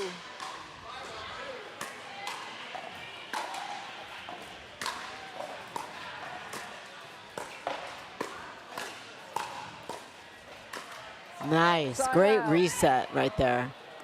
Continuous digging by Denver. Really good.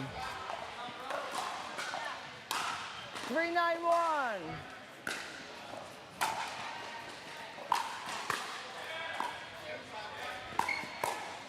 Second serve. Ooh, in transition, a speed up by Wilhelm. Caught her off balance. 3-9-2. See if they can get to the line here. That's a nice Just a angle. little high. Yep. Really tough. Great pressure by Houston. Anything up, they're going to keep you back. 9-3-1. Hammers, we're going to close this. Hasn't been easy.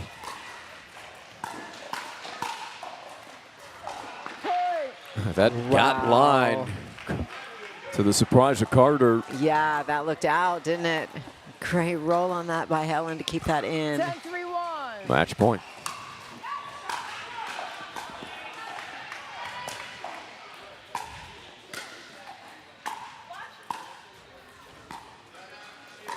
Wow. Point game match, Biting 11-3 low Houston. ball slice right there from Helen to win that match. Great effort by the Iconics. Absolutely. That was quality stuff, both teams, but Quarter Wilhelm too much. They take it in 3.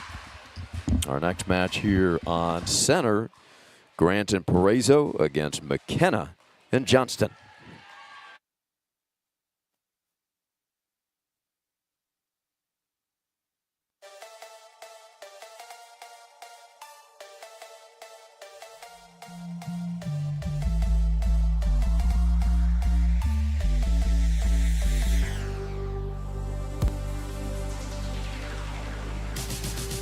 Gearbox introduces the all-new CX-14 Ultimate Power with SST Core. All-new power band technology, delivering controlled, effortless power. All technology, every shot.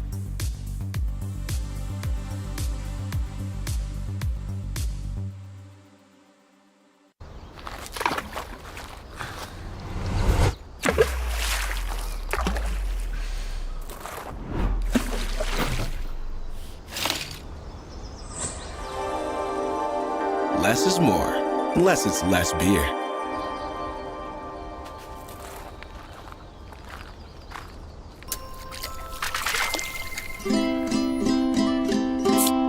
Fat Tire.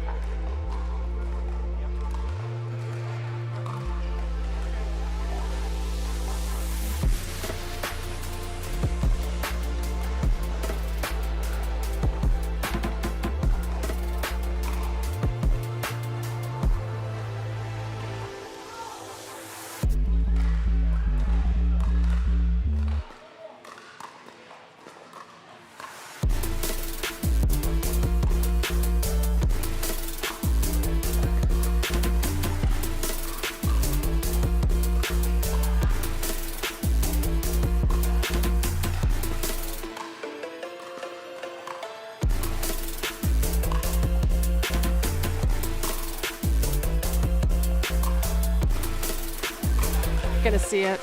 Okay.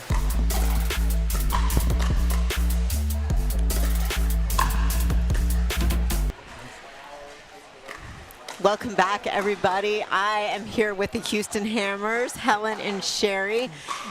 They're not unfamiliar with this interview with me because the ladies have gotten to come and join me so many times this year, only going down one time in a women's match, which is an exceptional record, ladies. Congratulations on such an amazing season. And now, I already told them at the beginning of the interview, I'm like, you guys got to give me a little bit more. Come on, come on. So Helen, I'm going to start with you. Just talk to me a little bit about how you guys were able to come together with such a great plan and put this team together and have the record that you have this season. Well, first of all, hi, Mom and Dad. We love you. Okay. All right, go. I think our styles are so similar. We're such good friends. And so we just kind of talked about what we like. What's our favorite shot? What makes us be our best players? And we allow that in each other. Yeah. And that doesn't always happen, but she lets me be me, doesn't try to put me in a box. Says, no. Do what you want, play free. Right. So all season was, what do you want to do? And she has a great drive, and I just could crash and do whatever needed to be done. But my biggest thing was let Helen be Helen, and Helen's IQ on the court. She knows all these players really well. So before we go out, she'd say, we're going to play outside corners today. Or today I think we need to hit this person's shoulder. And so she would give me guidance, and she would tell me what was going to happen. So like, she'd say, hey, that second ball after I attack, it's going to come to your backhand. It's not going to go middle. She knew. Her IQ is much higher than anyone I've ever played with. That's so nice. Okay? Well, that's such a great thing to have in a partner because you're a young 50, Sherry, right? This is your first year to join NPL season, and Helen has been on the tour and played all of these players. And I know because Helen is my friend, but Helen takes great notes after every tournament, any match. So she's got basically a notebook at home on strengths and weaknesses, and At 50, guys, that's such a brilliant idea. That's what we have to do, right? Because when you finish a tournament, you might remember everything then, but then a month, 2 months later, it comes around, Helen, and then what? Yeah. So tell me how you came up with that idea to do that. So when I first started, I had a notebook, and I made notes on everybody. And the level has gotten even better. And so the differences are just so slim that if you go out for a match and you already know, you don't have to lose 6 points before you know. You look in your notebook and you say, oh, these are the targets I had last time. We'll start with those targets. They may have changed, right? Because everybody's working on their game. But we start with those targets and then we adjust. We adjust because sometimes I'm off a little bit and I say, Sherry, I'm not going to make that drive. I'm going to have to hit a hybrid or something else. Yes. Or you're going to have to drive and I'm going to have to go, right? Yeah. So and we may drive a lot, and everyone might call us bangers, but you play the people you're playing. So if we can attack that way, where she's hitting her best shot, and I'm getting in for my best shots, why would we want to hit a third shot drop?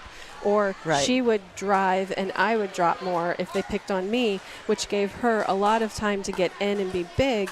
So we just always tried to play what can we do that's our best against them, instead of worrying about staying away from their best and then being scared to hit our favorite shots. Right. Okay. That's right. And both of you are such great drivers of the ball and create a lot of power, but I would say that your styles and the way you accomplish that are very different. So Sherry, I'd like to start with you as far as, you know, people sometimes think that you have to be tall or you have to be this or you have to be that to able to drive a ball hard or to put a ball away hard, and that's not always the case. No. Can you say where you kind of generate most of your power, do you think? So I firmly believe that you have to have a loose arm, and I believe that you have to have a smaller stroke. So if you can take that ball early, and I want shape. I don't want to hit the ball as hard as I can. I'm never hitting it as hard as I can. I put a hole in the wall. But I also think it goes on people's paddles. So you just have to get that ball at the apex and relax and get it out in front and not take big swings. That is the key. And then you can get it down, you can get pop, because there's a difference between hitting it hard and having pop. So my volleys have pop if I have short strokes and I'm out in front hitting it versus taking a big swing. It's hard, but it really doesn't do much. It goes right on their paddle. Great tip, great tip. But Helen, your style is a little bit different. Can you tell us what enables you to be such a great driver and effective attacker? Well, my dad taught me how to play tennis, and my dad said, use your legs, use your hips. My hips are titanium, so I think that gives me a little bit of help, but it's generated from your lower body. And do you have 2 hip replacements? I do. So Helen, how do you even maintain, after you've been on the senior tour for a while, you have 2 hip replacements. Talk to everybody a little bit about how you maintain the level of play and the condition, the wonderful condition that you're in. Oh, thanks. It's a balance, right? I'm a gym rat. I go to the gym probably 5 days a week. And rest, is something that we're addicted to this sport, and it's hard to not play every day, but you've got to have rest. That's such great advice, because you're right, it's addictive, and we want to play all the time. Yeah. Do you feel like as you get older, it's smarter for you to have a little bit more boundaries and know, like, how do you balance between drill session and play session? So my husband is the best drill partner. Yes. So we drill probably twice a week, and then I'll set up games for us. But after I've had a long weekend, I make myself take at least 2 days off, sometimes 3. So judging on how I feel. Okay. So. And Sherry, what about you? How do you manage your time on the court? Because you also do a lot of coaching, correct? I'm not full time. Okay. So I always tell people I'm off for the week, but I'm never off. Like, I'll probably play tomorrow night. Wow. It just depends. I play a lot. I have some great friends that will pull me out, and I have a couple people that I drill with, but I just have a really great group of people, and it's like FOMO. You just want to go out, and it's a social thing too. So I study the game. I study a lot of film, I will take time off, but I still study the film daily. And I talk to my friends about it and my coach. And Yeah, all that's that. how you get So- your fix if you're not playing. Yeah. Maybe you're watching or talking about it. Yeah, yeah, Yeah. And I got to pick up on something you just said there Yeah. because people don't realize the value, even at our level, your level especially, that you still have a coach. How important is that? I call him my coach, but he would say that he's just my friend. But it's Darren Klinger. Yeah. He's helped me more than anything. He and CJ. Okay, shout out to CJ Yes, Klinger, he's the obviously best. one of the 16-year-olds on the MLP Hustler team, right? Yes. From actually has a house in Granville, Ohio, where I grew up. So now that we know who, so she's playing with some pros. So so Darren just talks to me about my game, and he tells it to me straight. And he and CJ are out there every day, seeing what everyone's doing the best and the worst, and how the game is changing. And he always tells me, you know, we're all working towards something. Buy into it and stick with it and commit. And I love them to death. I wouldn't be here without them. Well, it seems like that you're probably helping him as well, because I love watching CJ and his development going on. And I'm sure, shout out to his dad, Darren, who takes care of him. But it's got to be a help to be able to get on the court and play with you as well, because he's a great player. I get on the court every once in a while with them. It's mostly just talking and just learning the game from their eyes, because they know a lot, and you have to be willing to change and commit. Even if it's not what you think you should be doing or other people are doing, you have to go in a different direction. So it's the best to have that third eye off the court and just someone to talk to you about it. Yeah. Well, ladies, my gosh, I've had such an enjoyment getting to watch you guys play every match out on the court. You just bring it. You bring the energy. You force people to have to be able to handle the pressure and the power that you guys deliver. And you had a fabulous game plan all season, and I wish you the best of luck to capture Thanks, third Amy. place. We had a Thank great you, time. Helen. You're the best. It was the best season because of you. Yeah. I All wouldn't have right. wanted to have done it with anybody Same. else. Same. We'll see more of these ladies out on the court this afternoon. Thank Good you. luck, ladies. Thanks. Second serve.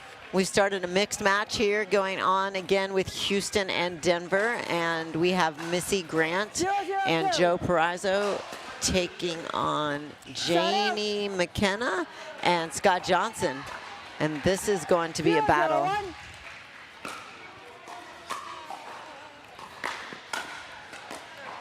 I'm going to welcome Ari back in with us.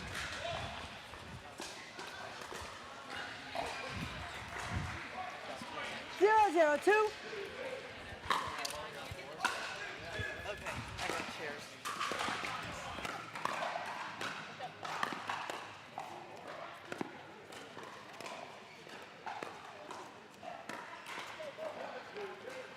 Wow, great hustle, great hustle. I know that Joe is actually playing, he has been playing most of the season with Stacy Potter. They had a great performance yesterday, and unfortunately Stacy had to retire today. She is just having a lot of issues with sciatic. So Missy is stepping in and playing with Joe.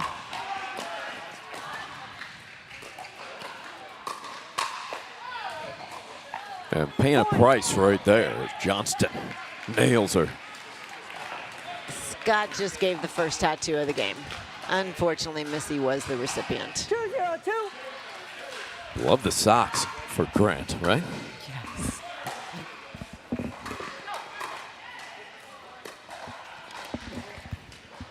Great lob. Johnston all the way over, nearly hit it. Side out.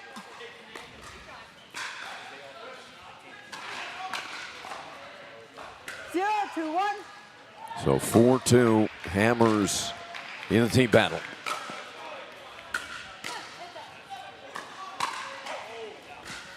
Point. Nice drive right there from Missy to pull that trigger. Just caught Scott with a very tight grip, and that ball went sailing. Just long. Second serve. Just missed the line. Point. Missy, the former Auburn Tiger tennis player. 2-2-1.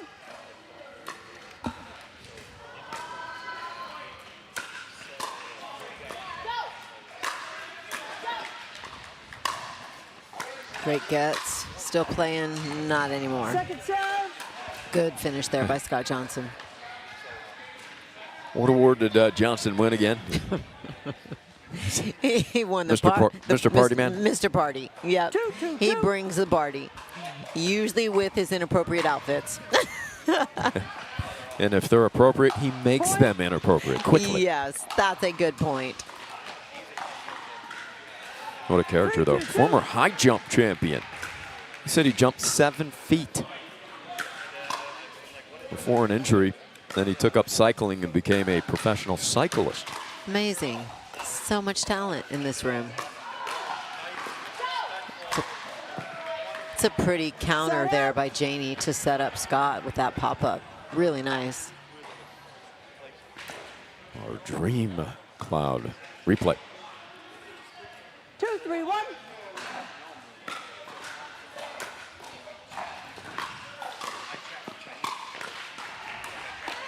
Wow. Second serve. Good hands, Joe. How did he fight that off?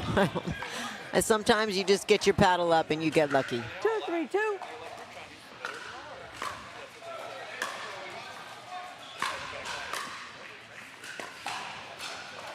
Good ball from Missy there. Get that ball down. Really. Missy, excuse me, Amy, so consistent. She had a great start to the season. I think she was undefeated through the first couple events. Awesome. 3, 2, 2. One of my teammates last year for Austin Ignite.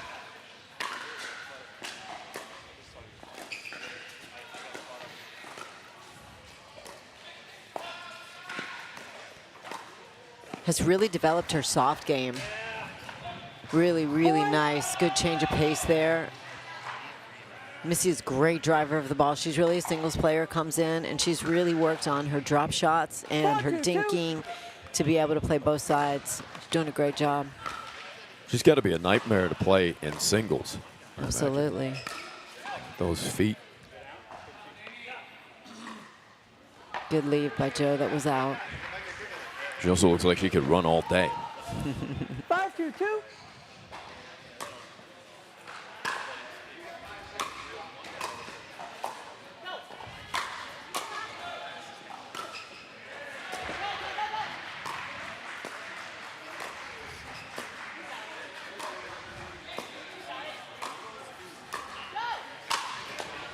Good defense, but a really good job by Denver just to keep the pressure up, keep them back, make them hit one more ball.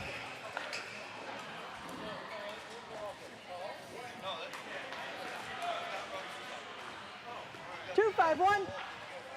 2-5-1. Second serve.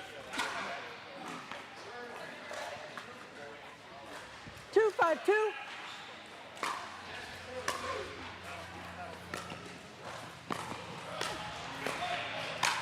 Johnston, the leaping slam.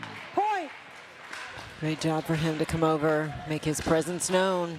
Going back to his high jump days. 3, 5, 2. Point.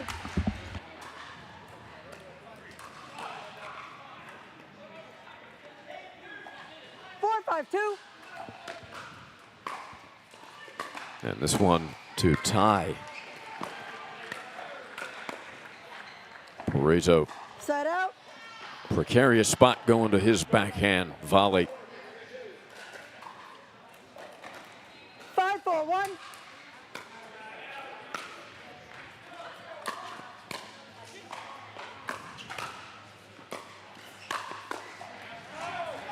Second Good serve. read by Johnston. Second serve. Hammers looking for their 5th team battle victory.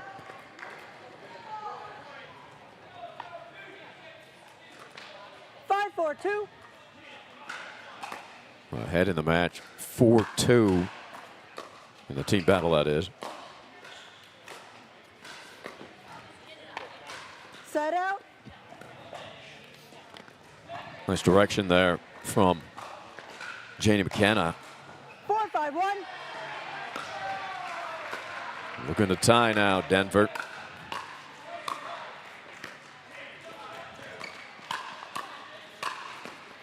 Johnson was ready for that attack by Grant down the line.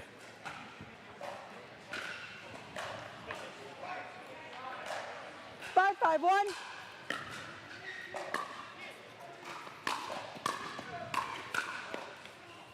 Second serve.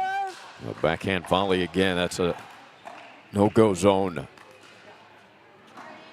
5-5-2. You see some scores from around the building. Coachella defeated by, or playing Kansas City. Coachella up by 1. Princeton over OKC.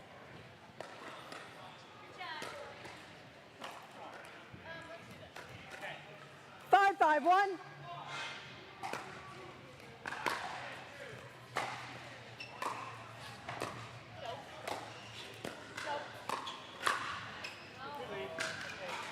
Second serve.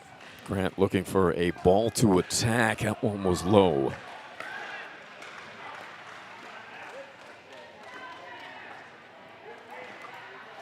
Five, 5-2.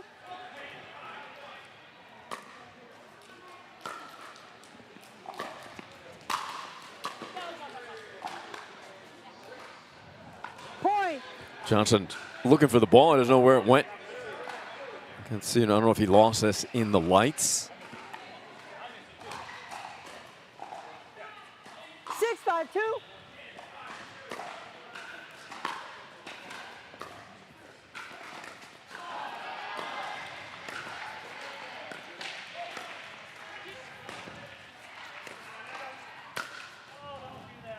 Side out.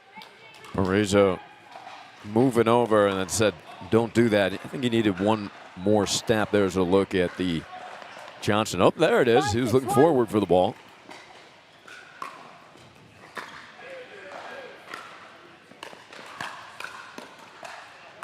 Second serve.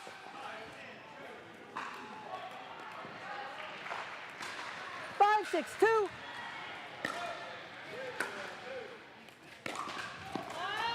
Side out.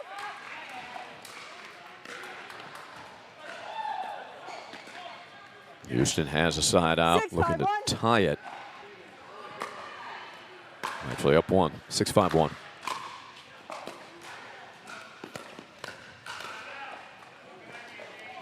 Point. Just pulled it beyond the sideline. 7-5. Hammers. 7-5-1.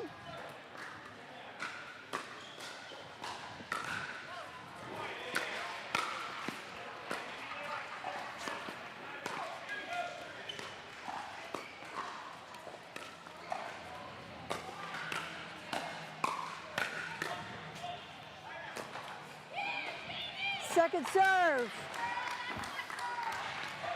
Kelly Ojeda cheering on her team. Denver trailing by 2 in the team battle for third place. Bronze medal. Prize money available.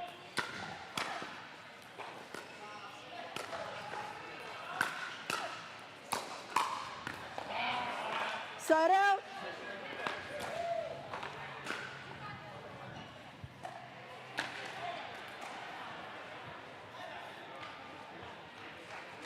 Five, 7-1.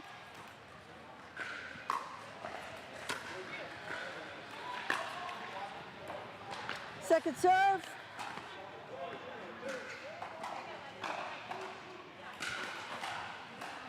Five, 7-2. 5-7-2.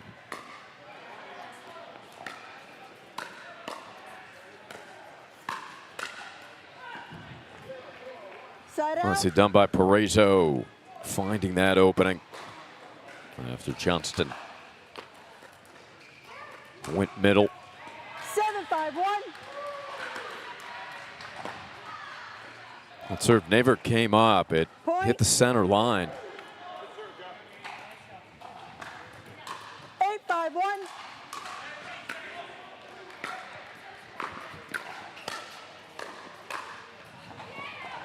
Second serve. Second serve over to Missy, 8-5-2.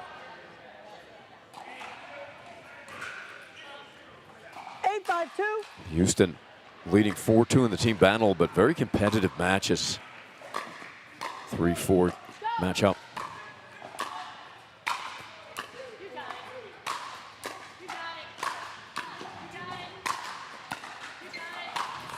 Johnson getting overhead practice. Side out. They're drilling him.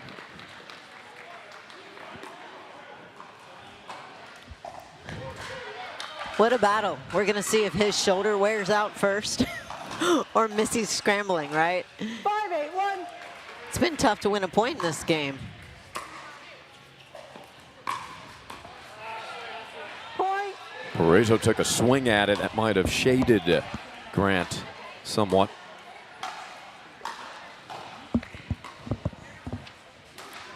Six, 8-1.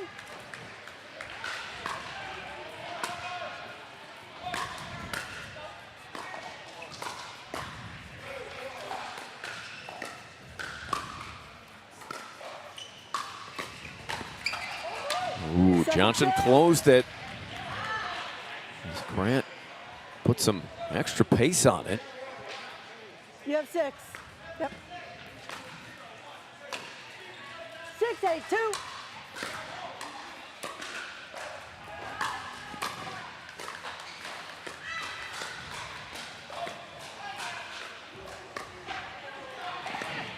Good get.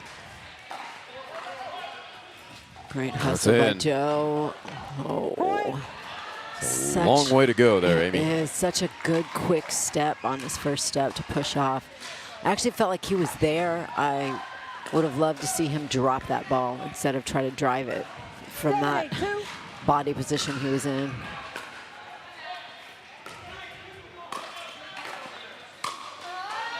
It's a great ball by Missy to split them and get it down. Grant got on top of that one.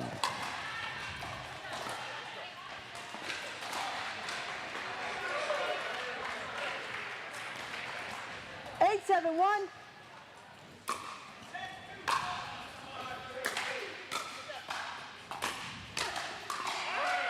Second Kenna. Great pulled that extension. right by Joe. Really pretty backhand extension there. Hit through that ball and get it down. 8-7-2.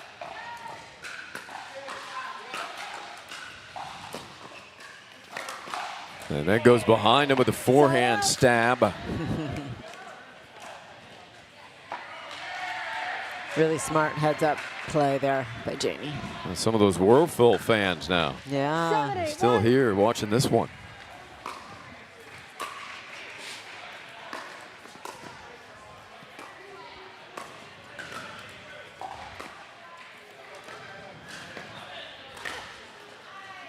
They're going to end up renting a court, Amy. They're getting into this. This is another great ball by Jamie to split them and get it down.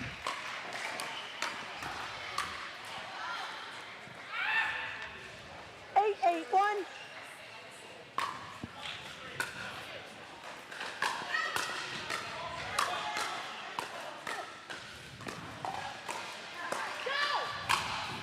And Johnson able to finish. Timeout. Receivers. 9-8-1. Well, they're definitely 1 Denver minute. iconic fans. Warfel cheering group. In their orange. They've caught on quickly. They met at the bar last night, getting autographs, watching the Gator game.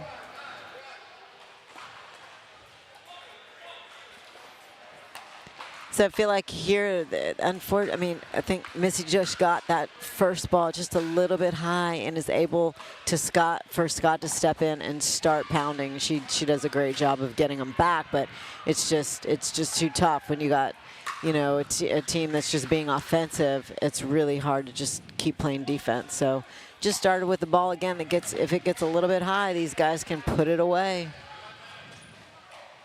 She's trying to sneak in over there and listen to what's going to happen when they come out of the timeout. Receivers, no timeouts. I don't think they stopped. Fleet just kept going.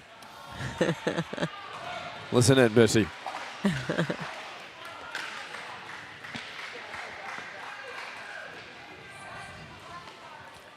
Time in.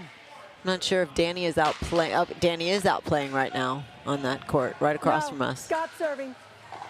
You have 9. You have 9. You're over here. Yep. Time in. 9-8-1. Did the Gators win last night? They were playing Kentucky, right? Yes, I believe they did. Second serve.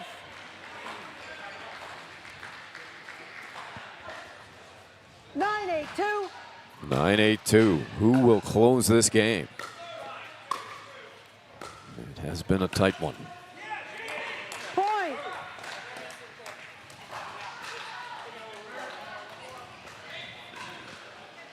Ten, 8-2. Denver for the game. Football. Interesting to see McKenna come over to close to her backhand. She had a pretty good look at it, Amy, but then got knocked into the kitchen by her partner. Yeah, he's so used to getting up there quickly too, but that was actually a great poach by his partner.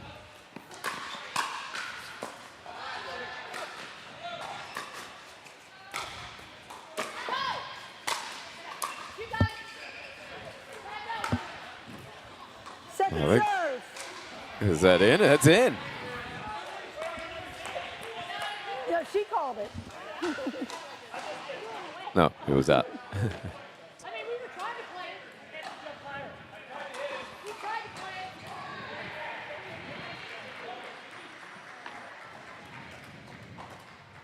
Eight, 10-2.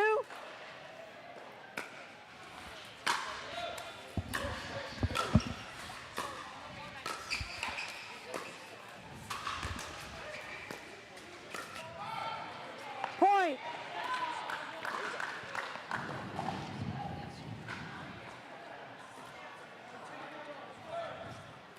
Nine, 10-2.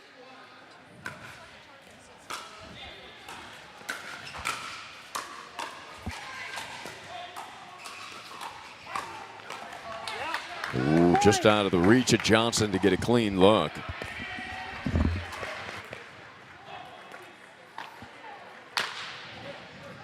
Ten, 10-2. Game point, Houston. Denver had one, and now they've got the game. Game. 11-10. The Hammers come away with it. Timeout. Change And ends. we're 2 going to. minutes. Amy is with Chris Cargis. Hi, Chris. Welcome in. Thanks for coming having me. over and joining us. Thanks for having me. So, as you know, I had the privilege of talking to all of you warriors to tell your story about breast cancer survivor. And since you're still here, I was wondering if you could introduce your own story before we run it. Just tell everybody kind of the main highlights that you want people to know from your story of surviving breast cancer. Absolutely. I was diagnosed in December of 2017. My mom passed away of cancer at the young age of 51. And I had a sister at that age that was 12. So, you know, very traumatic for our family, having a young child of 12. She caught her cancer late, kind of have an older doctor, and so she felt it, the lump, herself. So we are all making sure that we are, you know, very proactive in terms of getting our mammograms and ultrasound. So mine in December 17 was a little bit of a shocker going in and finding out, but we caught it early, and I'm very, very thankful for having incredible doctors. And my story is about being proactive, getting checked, even if we're nervous about it, but get yourself checked, get on top of it, and catch it early. That's a great reminder. Thank you so much for joining us, and we'll either run this, we'll probably run this at the end of this match. So thank you, Chris, very much. Thank you. Thanks for having me.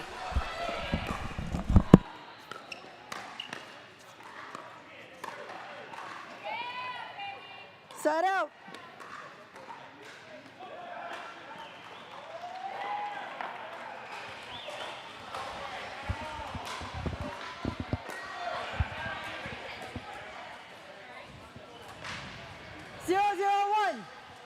Okay, after that very close match, 11-10, going to Houston Hammers. We are back for game 2. And it's showing the count right now. We got Houston sitting at 4 and Denver sitting at 2. So obviously you only got to get to 7, remember. Every match counts. Great drop right there.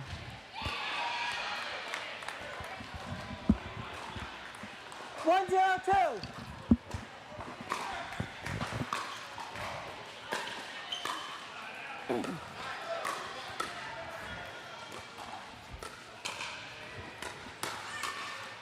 Nice reset. And she was able to even redirect it. Point. That's such a tough skill. If you can work on that, ladies, when the guy's in front of you and they attack, if you can redirect the ball back cross court to your other female, 2-0-2. that's a great skill and tool to be able to have.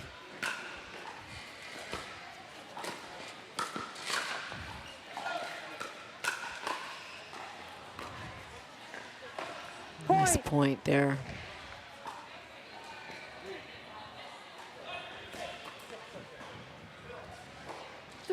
Two. 3-0-2. Nice start for the Iconics, huh? Yes. Point. Hammers and Iconics, they're just going 3.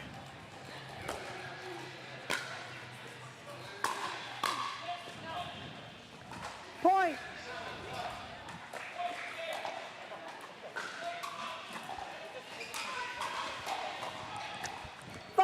Two.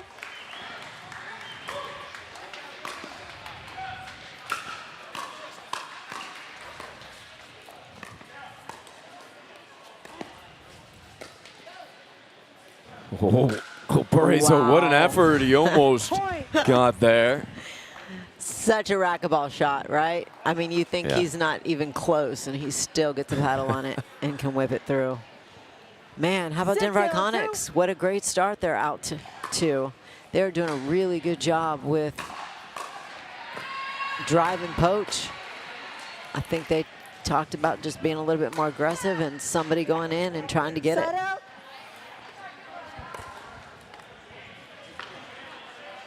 And of course, as I'm bragging on them, we have a side out.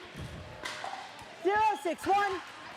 See if we can get an updated team battle score. There it is, 4-2. Houston.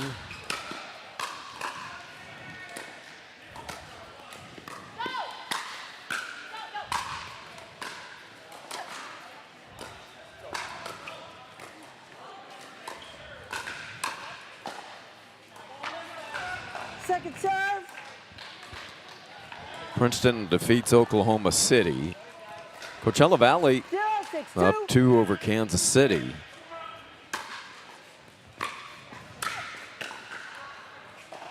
Side out. Coachella Valley's just 1 away from sealing their deal as well. They're sitting at 6. Remind you, bronze medal, 3rd place on the line here in this one between Houston and Denver.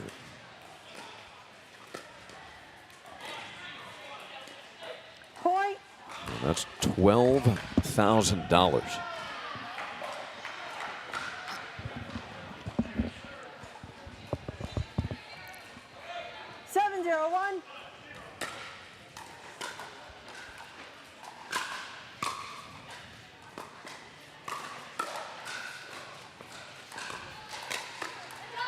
Wow. Great resets.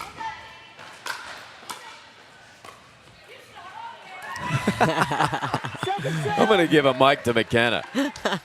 What'd you say? Reset, reset, reset, and then you suck. And then repeat. Yeah, thank you.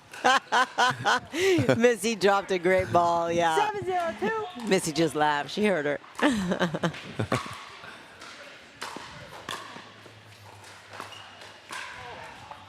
Side out. I like the way Missy gets her entire body and weight into her shots. All of what, 80 pounds? She puts it all in there.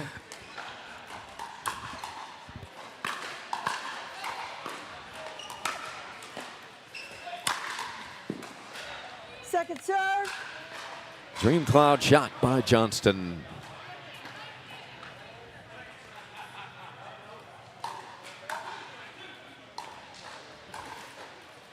Zero, 7-2.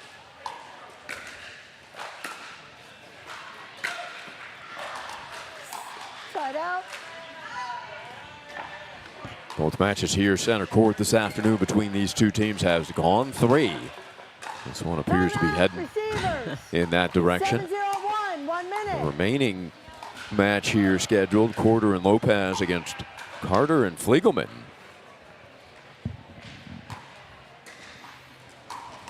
This could be heading down to the wire, particularly if Denver can come back and take this. Fliegelman's going to come out, provide a little leadership. As he got the leadership award for the the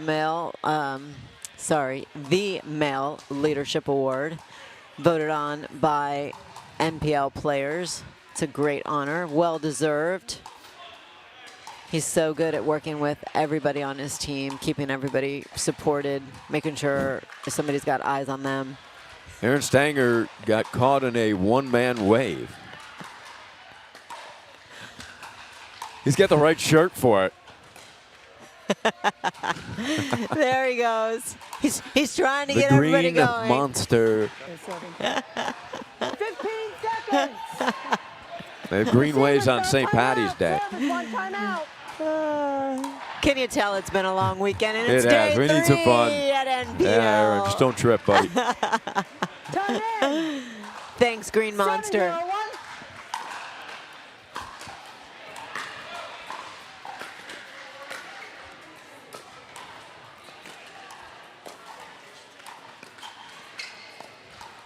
Great Second dink serve. to Scott's backhand, just caught him off balance.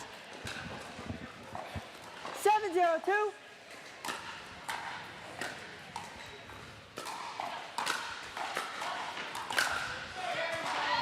Side out.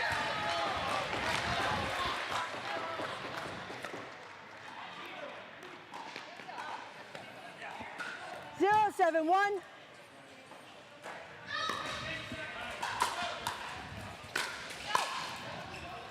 Point.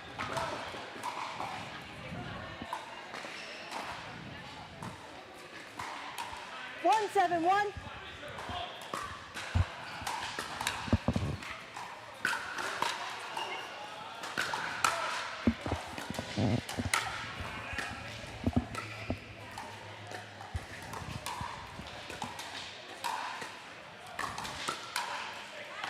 Point. So Houston not done yet in this second. Couple of holds, couple of points. Yeah. 2-7-1. I like that speed up from Missy, just to change the pace.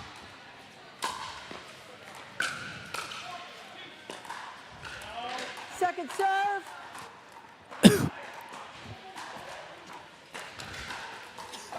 Two, 7-2.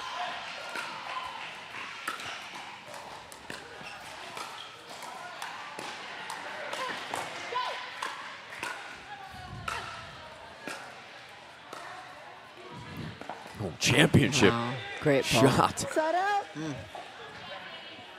They make it look easy. Those drop balls are Look at not this. easy, especially if they come to you hot with some pace on them. You really have to soften your 7-2-1. grip.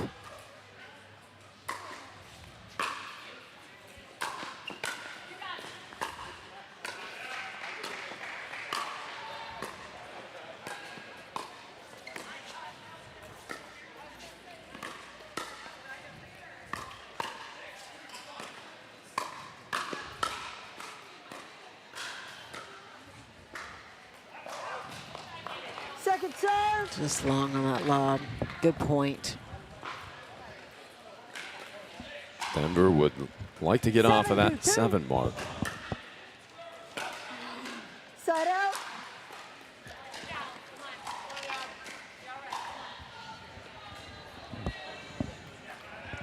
Two, 7-1.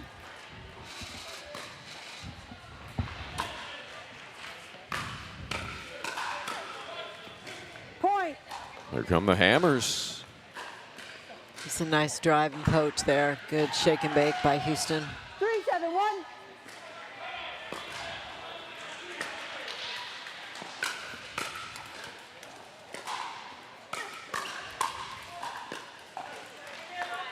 Second serve.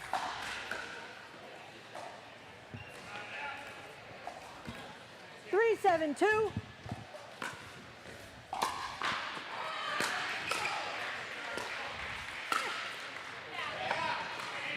Side We out. get one back. Tough to score in this one. Yeah. They're really having a fight to turn when you're the 7-3-1. serving team to get up to the line and create offense. Second serve. How many service games now for Denver? It's at 4 without a point 7-2. consecutively.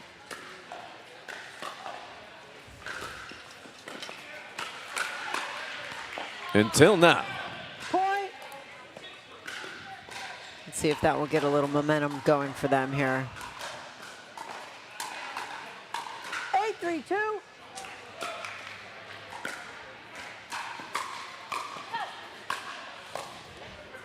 Wow. That's in. Good get. I can't. That was really I tough. can't believe it either. Jenny said, can you believe that? Nope. Neither of us can. Great get. Parezo believes it. 3-8-1.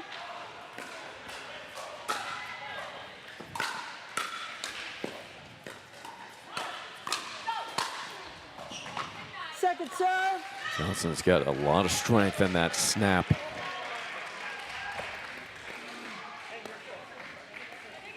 Yeah. Second serve. Second Misses serve. serving. Still Houston's ball. 3-8-2.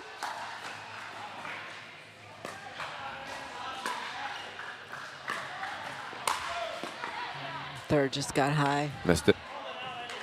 Point. No, Johnson said it was in. Parezo said I didn't see it, so who made the call? Let's take a look. Let's see if the referees. I did not see it. Did you see Looked it? like it was in. Yeah. Call is changed. Side out. Right on the line. Yeah. Definitely in.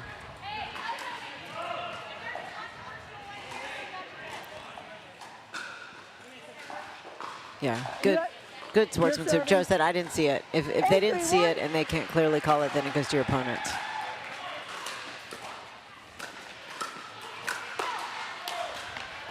Second serve.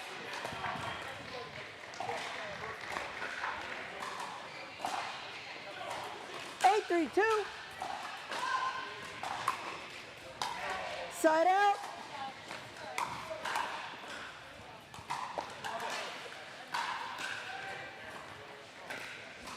So 3-8, Amy.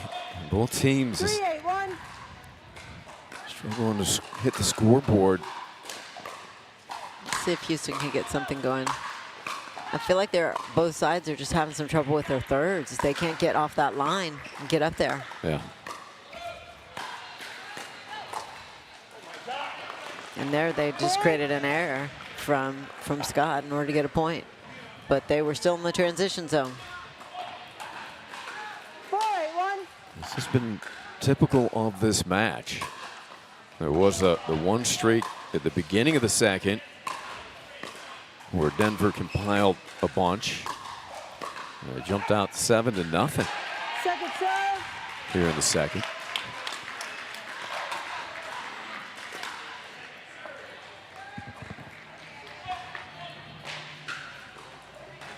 Two.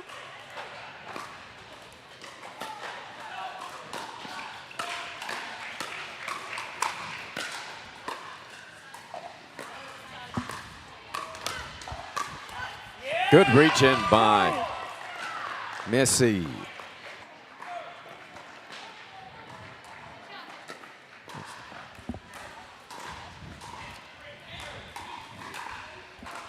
Two. Hammers now to within 3. And make it 2. There we got a good drop shot. Nice ball by Missy. 6-8-2.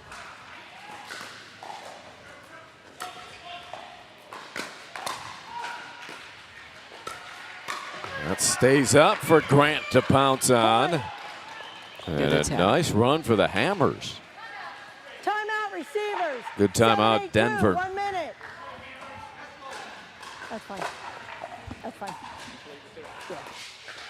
The Hammers all of a sudden with an opportunity to potentially close this in 2.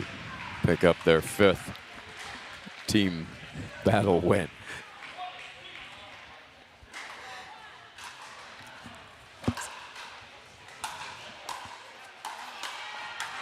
Molly Carter over to give some advice to Johnston and McKenna. And Stacy is talking to Joe and Missy on the other side. Let's take a look at it, court 5.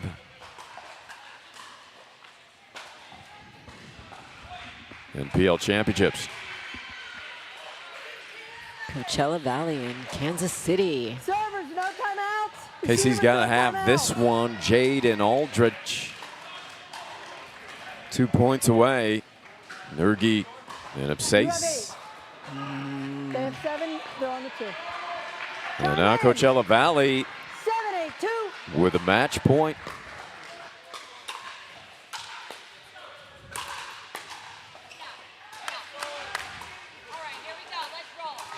Wow, great game. Oh, what a play gosh. by Aldrich. Aldridge, what a great point to win that match for his team there. That guy can play. Absolutely. Such a nice guy. Wow. Team match winner, Coachella Valley, the Scorpions.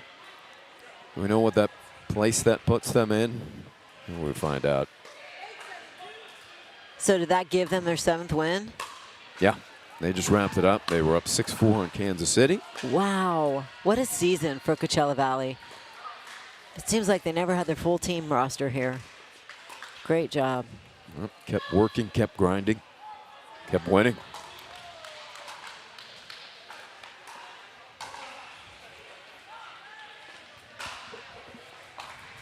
So Houston has upped their team battle lead to 5-2.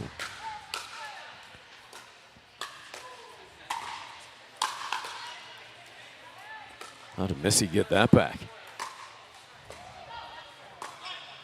Good drop. That was Oh, it in. landed in. Sigh of relief on Scott Johnston's face. So actually we're at 7-8-2 over here, I believe. Yeah, 7-8-2. Houston serving, down 1. Looking to tie. Deep return. Parezo came all the way over, but that ball was dipping. Didn't get the roll on that one that he wanted.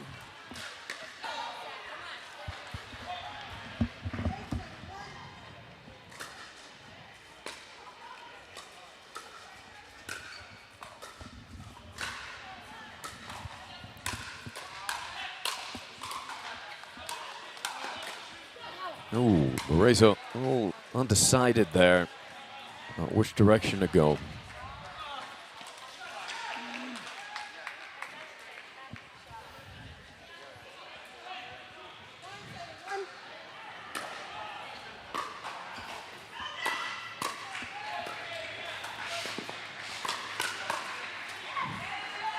Hands battle with Parezo to the backhand.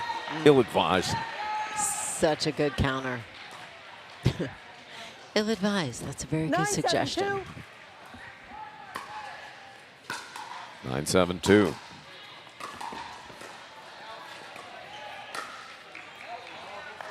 Push deep. So Houston has it back, trailing by 2. 7-9-1.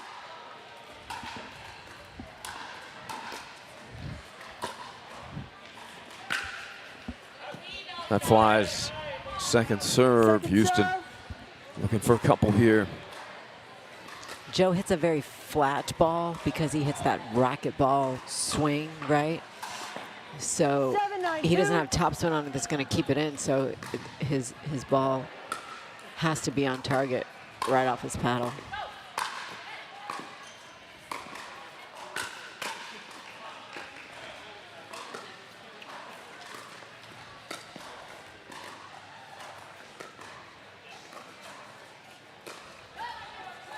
That's in. Grant saves it. Oh, Parezo stretching to the farther, the opposite corner. That earns him a point. Great hustle from Houston. Janie had what you want, but again, that drop shot off of a ball that's coming to you high with pace is much harder than you think to make it die.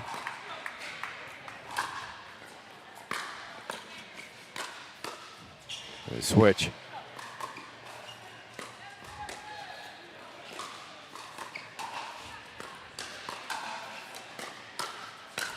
Oh, that's well done by Grant and Parizo. Brand new ball game, 9-all. Nice teamwork. Good speed up by Missy. It's something that she can do in this mixed match cross court because Joe has such great hands that he can counter. Set out.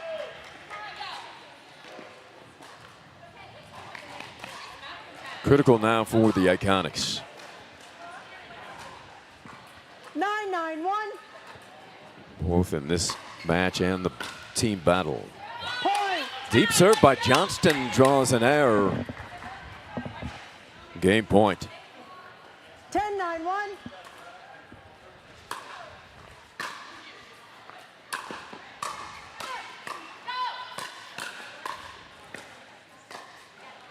Great hands. Second serve.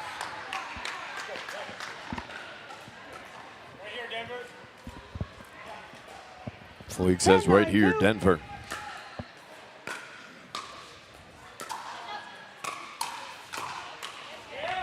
Set out. Well, Houston an opportunity now.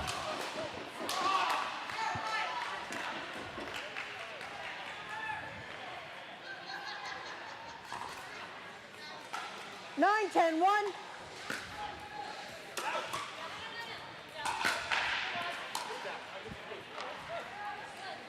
I don't know about that one. Second serve. That,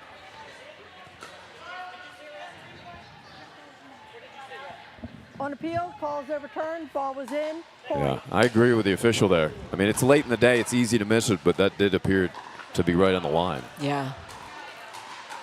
So you always want to appeal to your referee because if they saw it, but if you don't ask them, they can't say anything. Game point. Match point.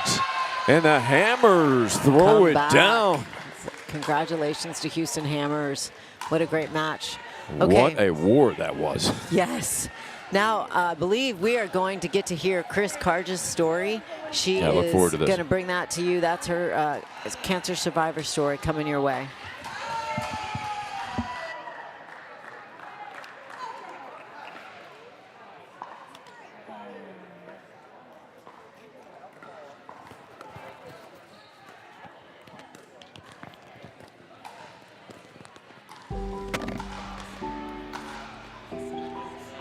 I thought was to hear a little bit of your story, which makes me cry because I know more of your story.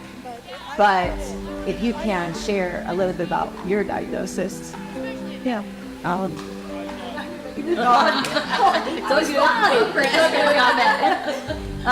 My diagnosis was 2017, stage 1, and I had a lumpectomy. My mom had passed away of cancer at 51. And she had a doctor, an elder doctor, that had missed the lump, so she had found it out herself. That's what we were told. And as she went through this, we wish she had a different doctor. But that's in the past. So I was checked regularly, starting at 35 or 40, and I was told I had dense breasts. And so, got a great doctor, got checked, very active. I was coaching, go, go, go. I didn't want to stop. And all of a sudden I go, and the doctor I had, because of my high-risk liability, was the owner of the practice. And the mammogram was fine, and I get a call from her, and she's like, Chris, your ultrasound. And I'm like, what? She goes, well, you have dense breasts, but, I see something. She's like, let's do another one. So I do another one right here in a white. And her name is Camilla, and I swear she saved my life. I wrote her a letter right out, you don't to him, and she found it on an ultrasound. I feel very lucky to have a doctor, like that. And reach out to your friends. Don't hide. I know sometimes people want to hide it and be tough, but reach out. I know what happened to me about 6 months ago for my next checkup. I had the same doctor. She came in and she's like, well, you got to do an ultrasound again. And my heart sank. I was like, what? Again, it's coming back. You know, so every time I have to go back, I have that anxiety. I don't know about you guys. Every time I go back, every 6 months, I have that anxiety. You know, but have that great support staff. You know, luckily, you know, we went through the tests again. I was there for 3 hours. I had 2 more ultrasounds. You know, and I was like, it's gonna happen again. You know, but luckily, it was, you know, it was like a lymph node. I had been sick, and it just had gotten swollen. So that was it. But you know, you need people. You need each other. And they want to help. You know, yeah, they do. Yeah. And Chris, let me follow up with that. How long after you're cured, right? They say you're cancer-free. Yes. How many years do you have to follow up where you still go in that office scared to death that it's back? I think forever. I think forever. Yeah. I don't think there's I mean, I was just got off tamoxifen. It was my 6th year, so I got off of it in December. And this was the next checkup after it. You know, and I was like, oh, I just got off the medicine. I've got it again. You know, all those fears go through your head. Yeah. You know, all those demons. So you have to have a strong mental attitude.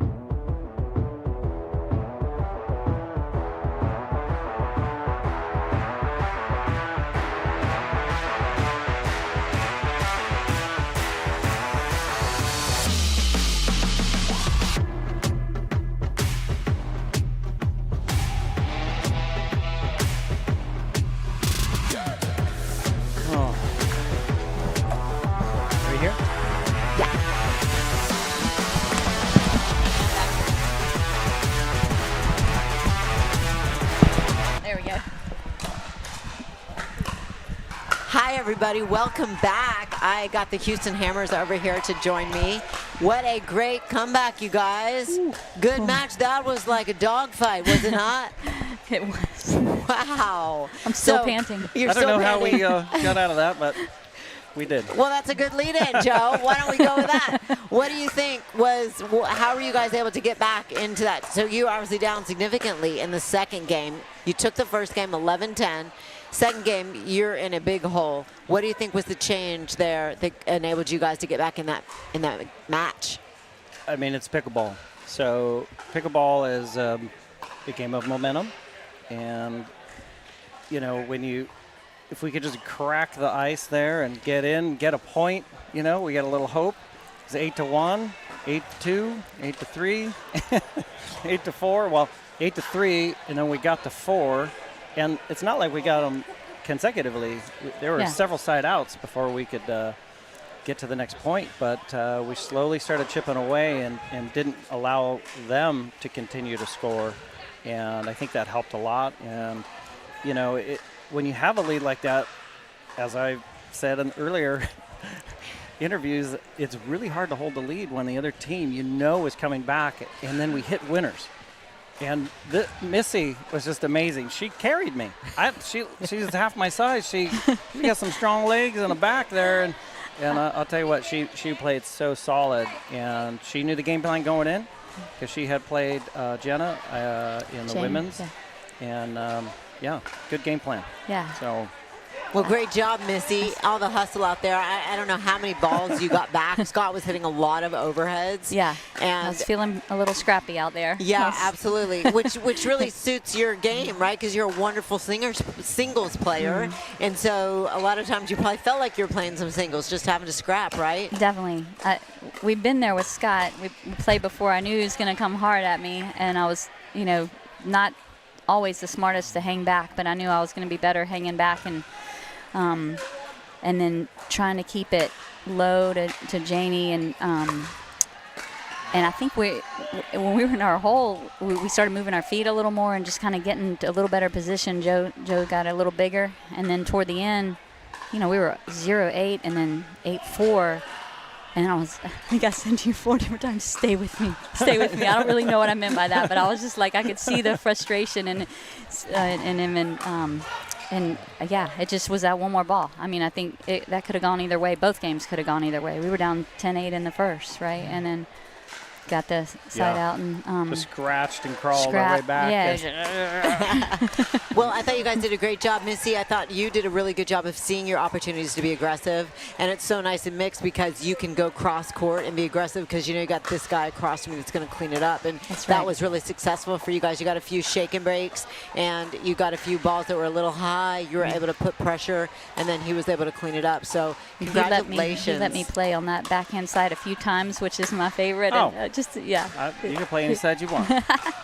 Yeah, she played great. She really did carry our team in that game, and when they can see that I'm struggling a little bit and I'm hitting some crazy outballs, it's really awesome. She stayed solid, kept me in the game, and once we chipped away at a couple points, it allowed my momentum to get better, to finish some points, and that was awesome. And you did. You brought it. Well, you guys, that was a big win for your team, and we already have the next match started on center court here, which is your Pod 1 players. So we've got the Houston Hammers of Sherry and Rich taking on a very strong Denver Iconic team of Molly and Scott. Joe, you've played all these people. What are you picking here? What do you think and why? I mean, I'm going to go with Sherry and Rich, of course. Okay. Yeah, I mean, Molly and Scott are amazing. Molly, she's kind of come on the scene a little bit more this year, and I got to play her at one of the tournaments, her and Scott, and she's tough. I remember playing her, when there's a new person coming on, and you hit them certain shots, and you see what the consistency is like, and then you see how they counter, and then you see their offense. She was very impressive, and I was like, okay, this lady's going to be she's going to be a force on the Senior Pro Tour. But I feel like Sherry is just really she has a lot of game, and I don't know, it's going to be a tough battle, but I feel like Rich and Sherry have a good game plan, and I think hopefully they're going to execute it well and come away with a victory. But yeah, can't. It's going to be tight. Yeah. So you're going against the Duper predictions, because Duper is predicting the Denver Iconics, and I would say that comes from they just get to play together a lot, right? They're a partnership that both come from Boulder, from the Denver area, so that means a lot when you get to play with somebody. Guys, I appreciate you visiting with me. I'm sorry we got to kind of get back to center court because we got a great match going on here. But Missy, congratulations. Thanks, Joe, Yeah, that's a good win you. for your Houston Hammers. Appreciate it. All right, we're going to come back live to center court. Thanks, Amy.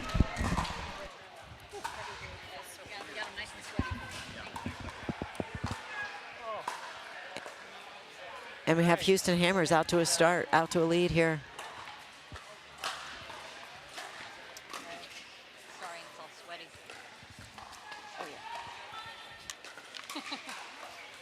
Ooh, switching hands, going with the left hand there. Great counter. Wow. Really good pressure by Molly to apply there. Rich switching hands to the left side to get that ball down his line. Really impressive. I'm going to get Ari back in here with me.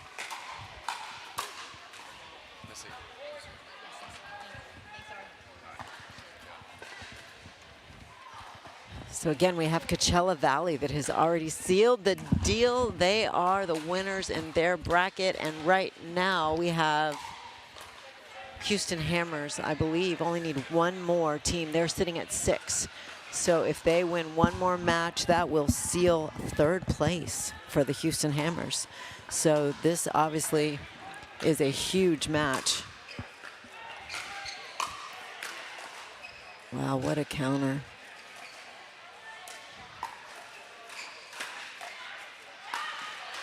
Another good counter. Rich's specialty right there. Fliegelman's running around like this tournament just started. Right? He's in great shape. Missed a serve there. 4-3-2.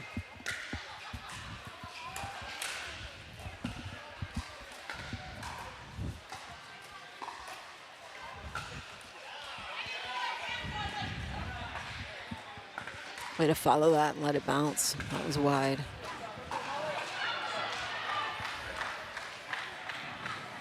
So Houston trying to seal this team battle with a victory here. And solidify that 3rd spot in the finish. Great matchup here.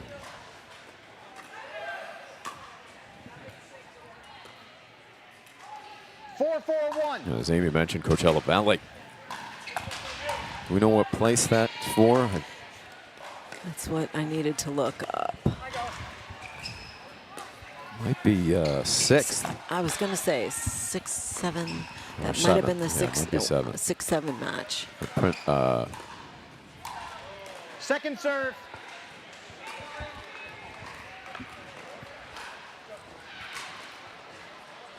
Four, 4-2.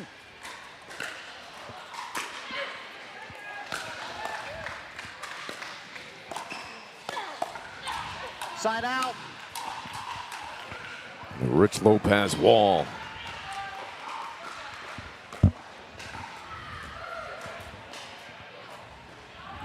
Four, 4-1.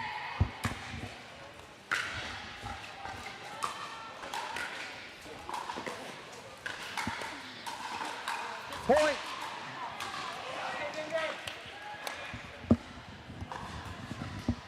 Five, 4-1. Houston by 1 here in the first.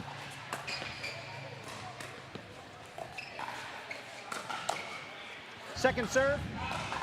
It's a nice pull from Scott. High, I mean, like almost to her throat, right center mass. 5-4-2. It's just a tough spot to be able to defend. If you go right or left of Sherry's body, she's going to put it down. So really smart to go right at her. Lopez, he read it right. He was there.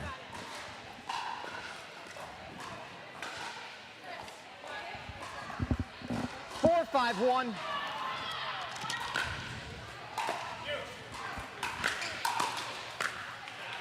Point. Good drive to create the pop-up there. Nice shake and bake from Molly and Scott.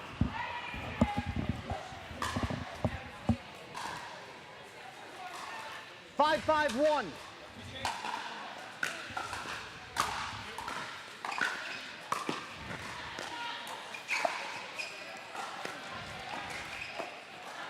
Point.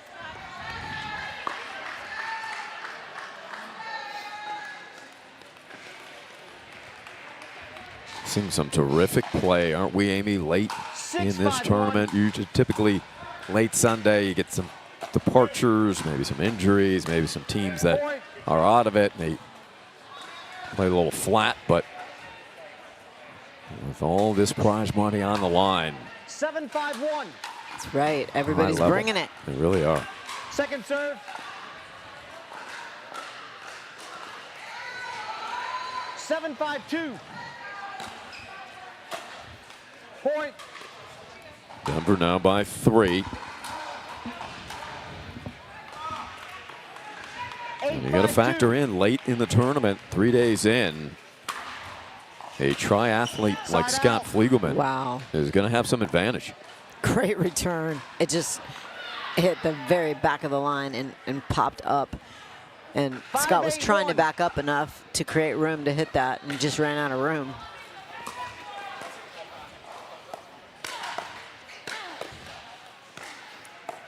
Great exchange there.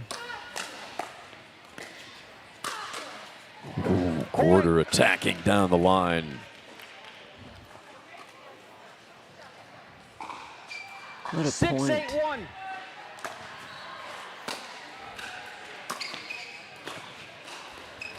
Second serve. Fleegs made that shot look easy. It wasn't. On the move, full speed, scoop cross court. 6-8-2. So impressive.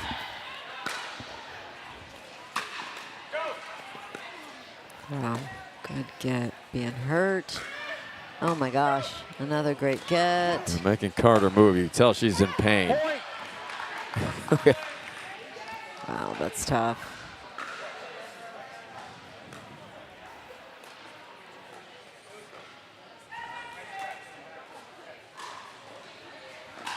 Seven, 8-2. Houston looking to tie.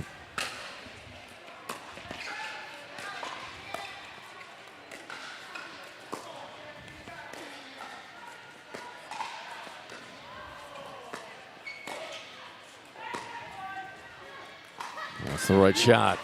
Look at the play by Carter. Sets up her partner. Great point. I think there was some confusion there. I think Sherry thought Rich was possibly going to go run that lob down.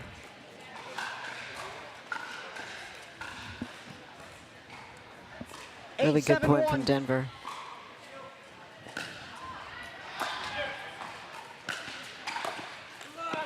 Oops. Second serve. Got a little higher than he expected.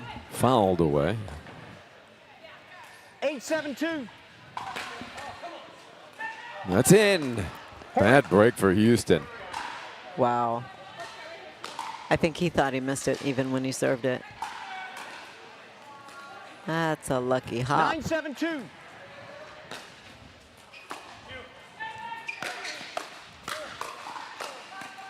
Generating so much Nice spin there. shot. Really good. Game point. 10-7-2.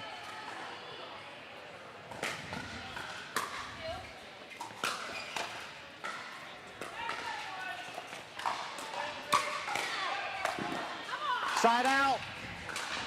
Great play right there from Houston. Get the ball back on their paddles. 7-10-1. Final team battle of championship weekend.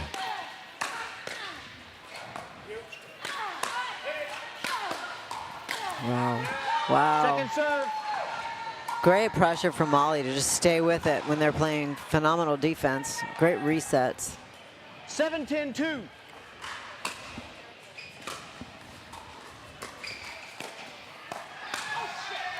Point.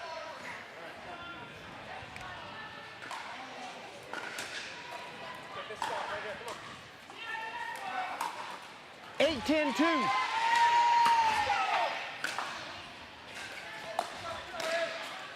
Point. We're now within one. On the second. It's a really good drop. Catch Molly still in transition, moving. Timeout receiver, 9-10-2, 1 minute. Timeout Denver. It's a good timeout. We'll have a live look into court 3.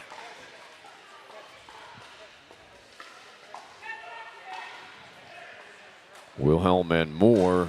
Ojeda, Shane.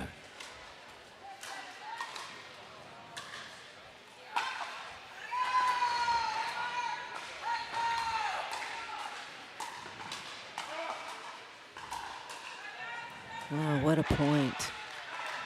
That was a treat. Out. A terrific point. Yes.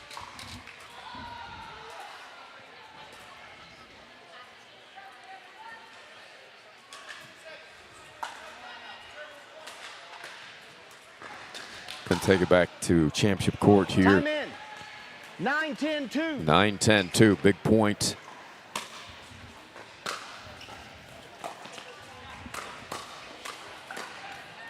Side out. Timeout, side out. Denver.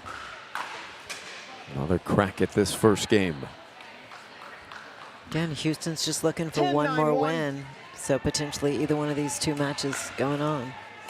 Denver's got to win.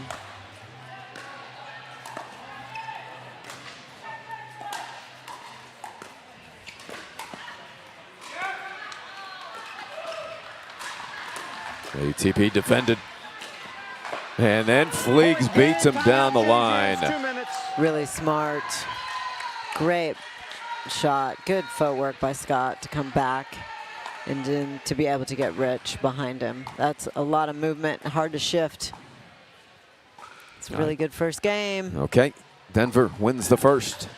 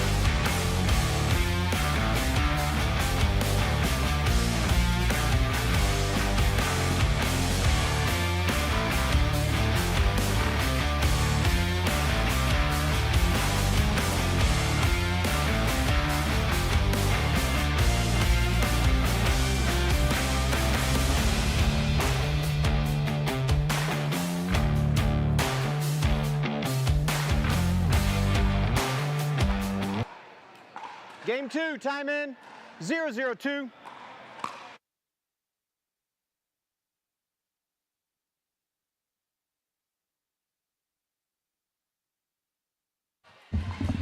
So court 3 is going 3. You have to go 3 on court 3. And we may head to 3 here too. Lopez and Quarter have their say. Entertaining first game, and Denver down the stretch.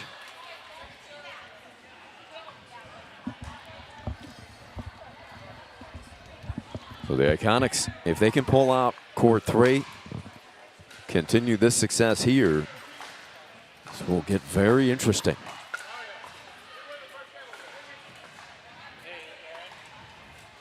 Great serve right on the back line with a big bounce.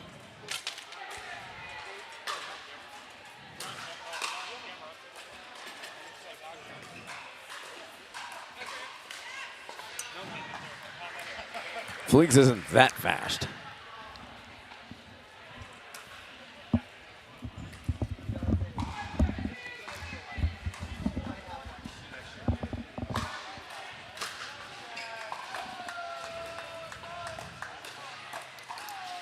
Tommy Hode wishing us well in the send-offs. We saw Daryl Wyatt do the same moments ago. Yeah, a lot of people starting to scatter because all the other team breakers are over.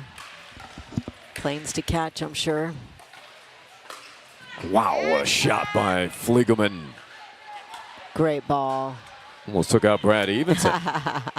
Our awesome photographer. He's so well appropriately named, right? Evenson is a very even, always smiling. Absolutely. What a guy.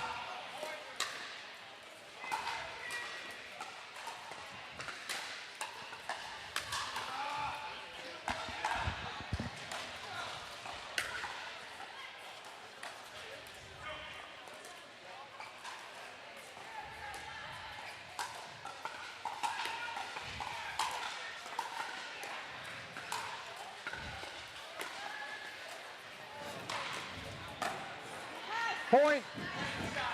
Behind the back attempt. That's like a heat check, right? It's a great shot by Rich. Lean in right there. 3-1-2. Again, if it's just a little high, that's what happens.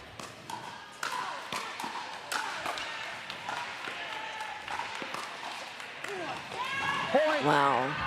Great Extraordinary play. defense. Yes. I mean, Molly put 2 well-hit balls. Yes. Attacks, and they both came back.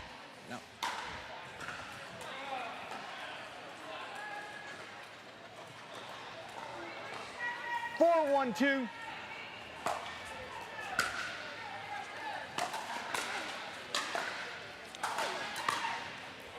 Side out.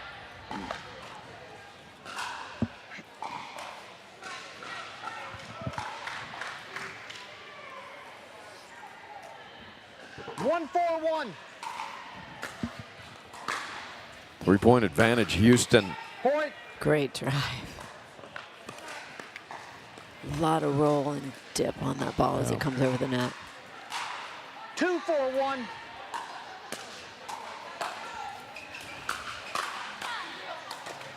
Point. And Denver to within one. As Fliegelman said, nice job, Molly. 3-4-1.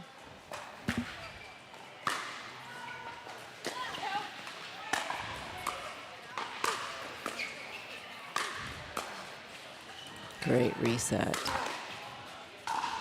And then follows that in with an attack. Really nice slice ball to get back in that point. 4-4-1. I like and film he comes stuff. in, yes. Really nice. Second serve. On second, tied at 4. 4-4-2.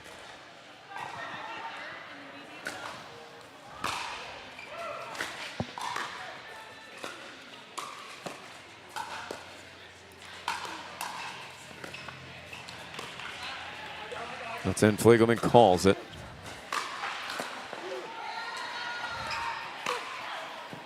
Side And that out. one burned by Denver. But I like her coming in on that because otherwise Sherry was just going to drop a short ball. So she took that 4-4-1. option away.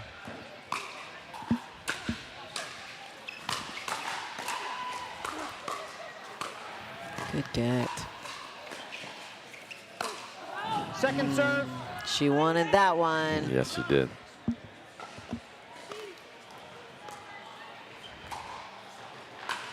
Fleeks was 4-4-2. ready.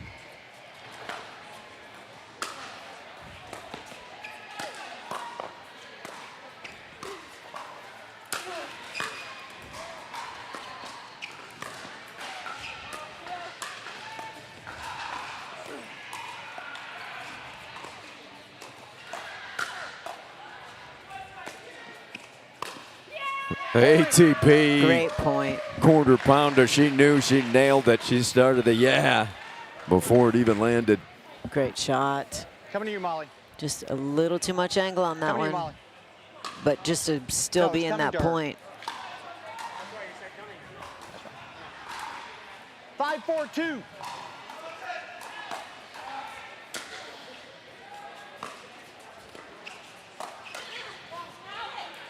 Point. 6-4. Hammers. 6-4-2.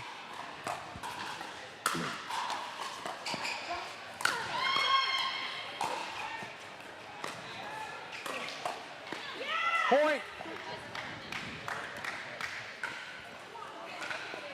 Rich was ready with that backhand. Paddle tip up and just snapped it down. 7-4-2. That's kind of his no-go zone. Side out. Good little net love there for the Denver Iconics to get the ball back.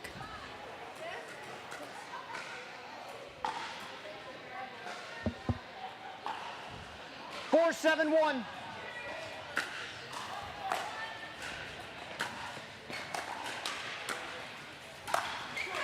Oh, Fliegelman just in the nick of time. Good leave. Did hit you. Second serve. 4-7-2. It did hit him, huh? Second serve.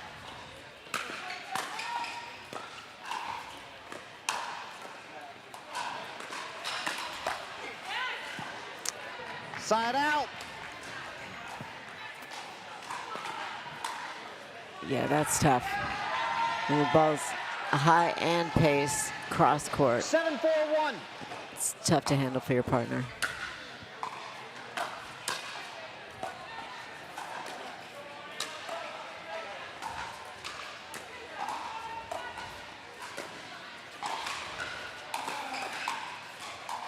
Great Second serve. ball by Scott to come over and take that. Really good cover. DreamCloud replay. It was out. Yeah, it's a great ball. Good hustle, footwork. Side out.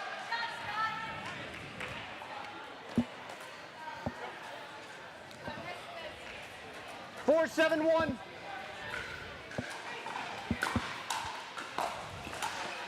Point.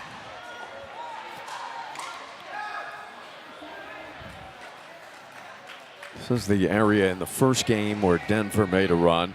5-7-1.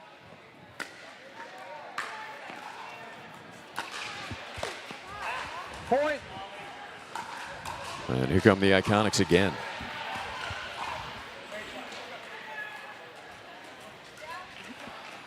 Six, 7-1.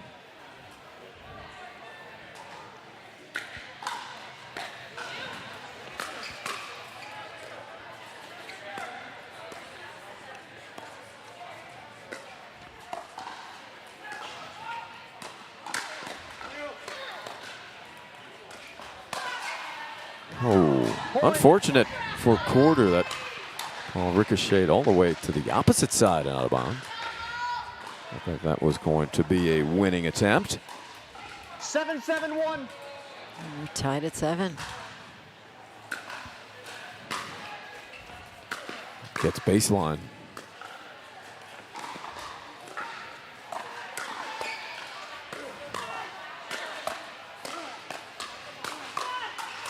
And Fliegelman finishes.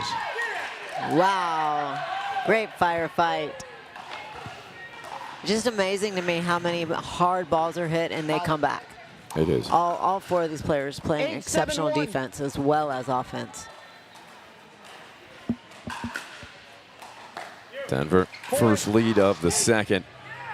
And now it's a 2-point advantage. Timeout Houston, 9-7-1, 1 minute. with Denver scoring 5 unanswered to take the lead.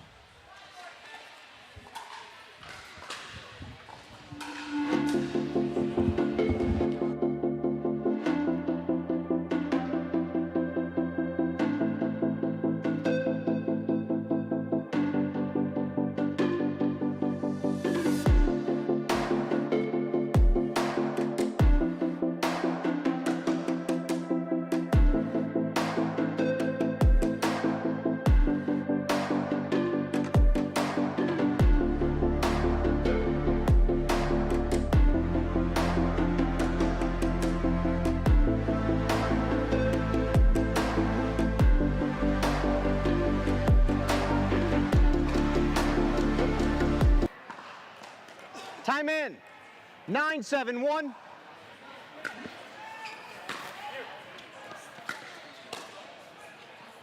Second serve. What a shot by Quarter on the roll through the kitchen. Fleek chugs that off. So what are you going to do? 9-7-2. 9-7-2. And it is 10 with a big drive from Fleegs. Match point. 10-7-2.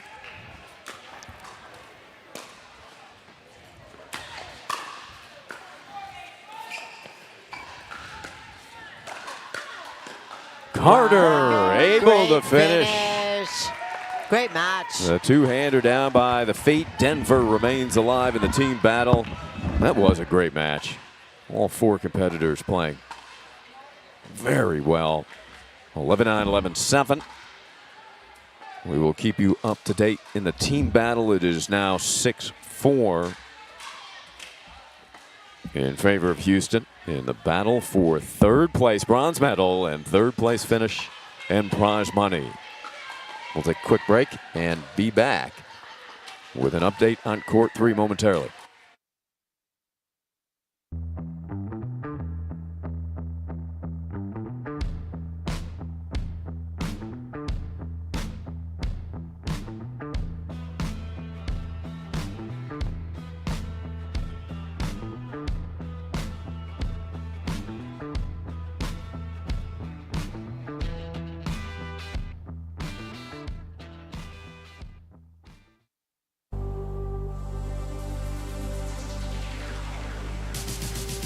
Gearbox introduces the all-new CX14 Ultimate Power with SST Core. All-new power band technology, delivering controlled, effortless power. All technology, every shot.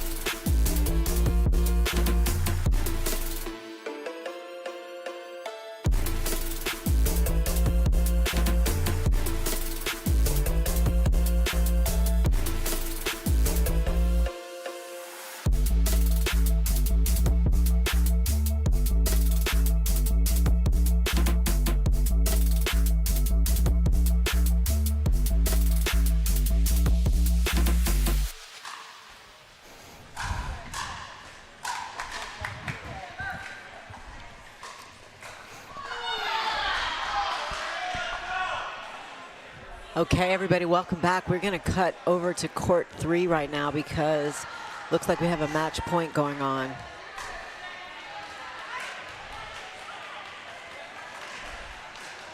Houston Hammers are sitting on 9, but that it might be that they just got a point because it looks like they're going to be serving from the even side. So I'm guessing that they're sitting at 10.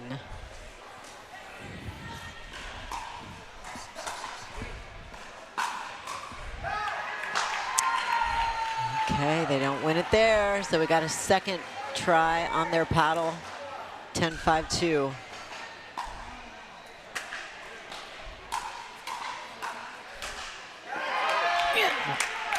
Wow, okay, they're not going to win it this time. Denver's going to get it back. I'm going to welcome in Molly and Scott because I'm going to talk to them next. But guys, what are your teammates feeling right now, knowing that Houston just needs one more win?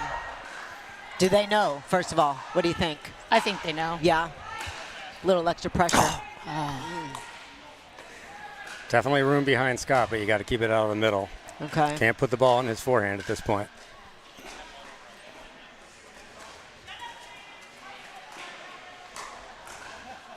Yeah, it's got to be 10-6 because Kelly's on the right. Yeah, serving on 6 right now for Denver. Ooh. Wow, got a point off his serve. 7-10. Stranger things have happened. Oh. Oh.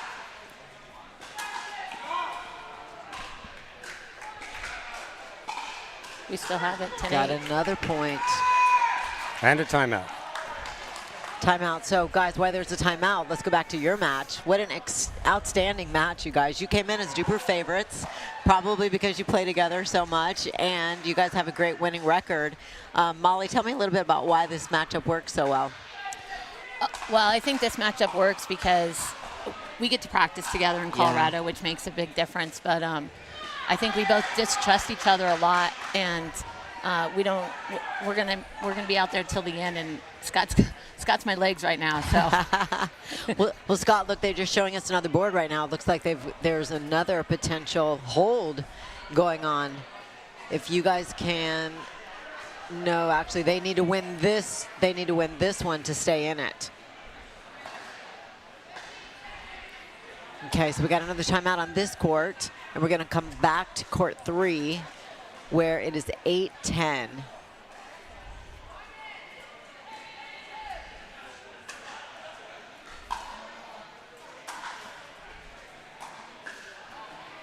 Wow. 9-10. Off the net. Very exciting. 9-10-2. Wow. This is why we do this. Yeah, exactly, right? How fun is this? We get to feel like college kids again, don't we? Yeah. Deep serve. Oh. 10-10. Got away with that. You got to keep it off Scott's forehand at this point. Yes. That's an Match unfortunate, point. rare miss by him on a forehand ball there.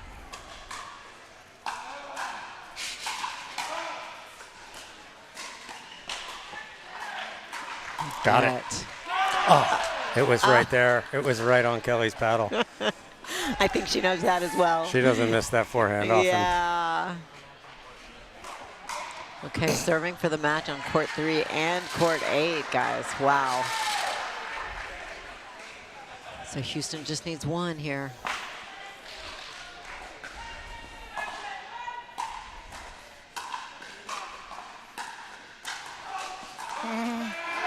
Yeah. And there it is. Wow. So Houston just secured the win for their team. They just got to 7 team match winners. Sorry, guys. I have the Denver Iconics here with me as they're witnessing that.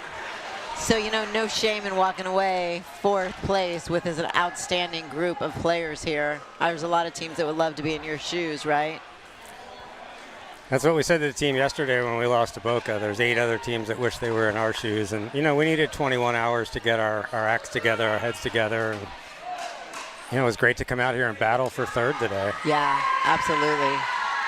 Well, Scott, I felt like you put on a demonstration of footwork in that last match, and you just had everything firing in all cylinders and working. I think one of the hardest things to realize is how hard you're hitting your drives and knowing when you can step in and when you have to stay deep.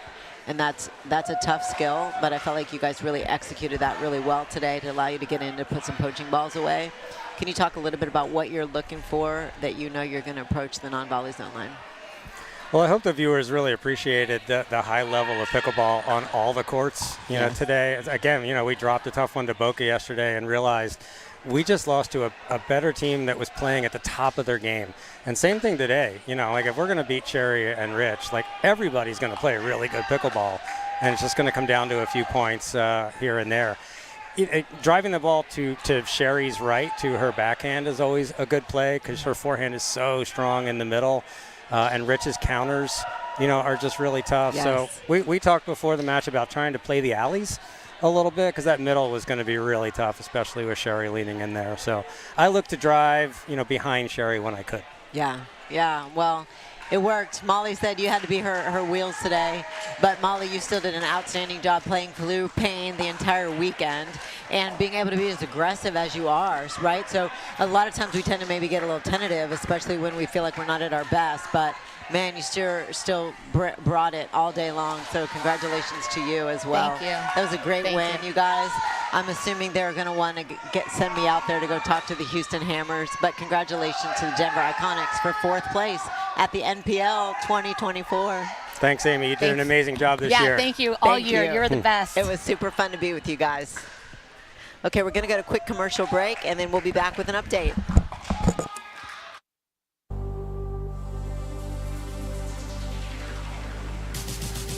Gearbox introduces the all-new CX14 Ultimate Power with SST Core. All-new power band technology, delivering controlled, effortless power. All technology, every shot.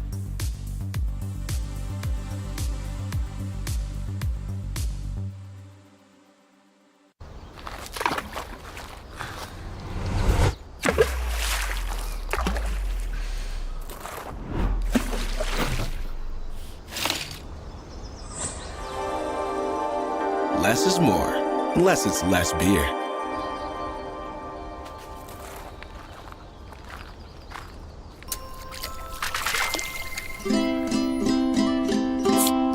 Fat Tire.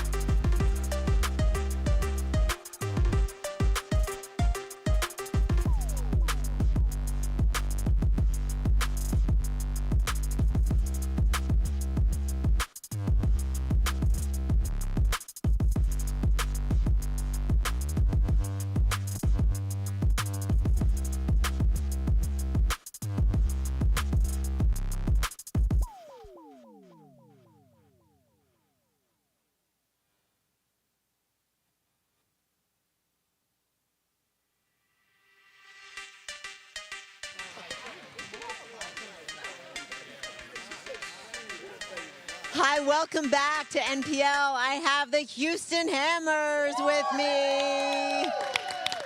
We want to talk through this third place victory for them, and I'm going to start with you, Romy. I want you to give me a little rundown because I unfortunately didn't get to see what was going on in all the matches, and I know you guys had some 3 close matches that went to 3. So can you give us a little rundown about how your team pulled out today's victory?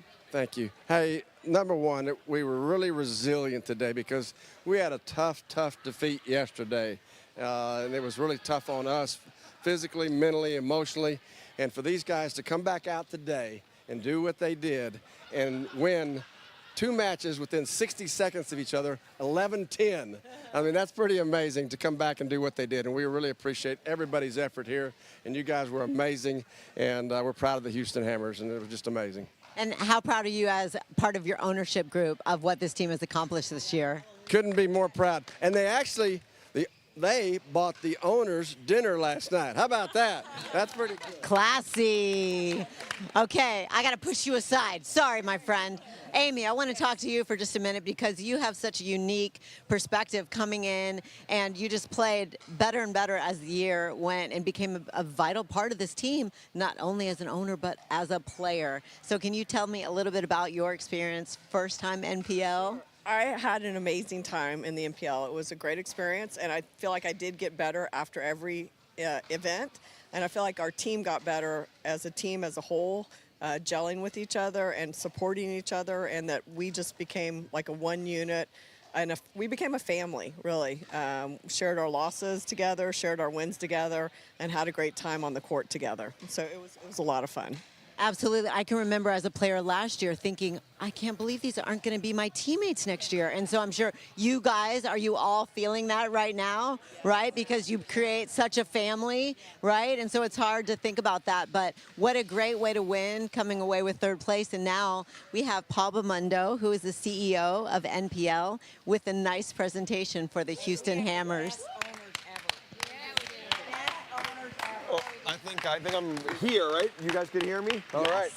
Well, I just wanted to present this to you guys that, like Romy said, tough day yesterday, great matches overall throughout the weekend, and to come back today and do this, testament to how great of a team you guys are.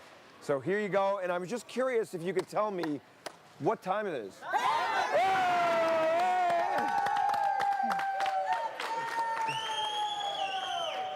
All right.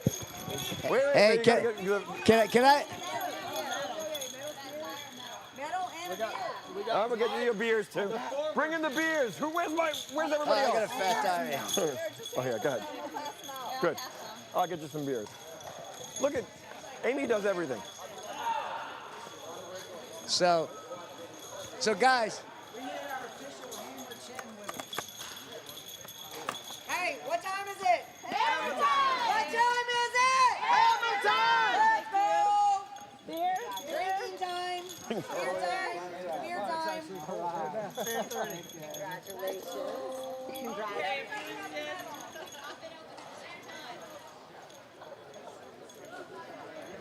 I don't know. We'll see. All right. Hey, Rich, I just say a couple words. Anybody else? Anybody else? We're So we good? can. We're good? So Good. the Houston Hammers. Sure. First of all, I want to thank the owners, right? To the owners, you, Romy. Are you glad you joined the NPL? Are all of you guys glad you're part of the Houston Hammers? So one more time. What time is it? Hammer time! Let me take it. I'll take one picture of them.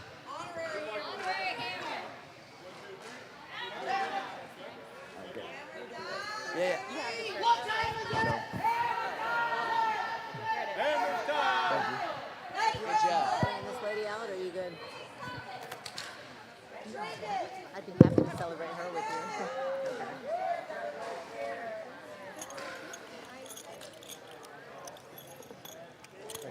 No problem. Thank you. Thanks.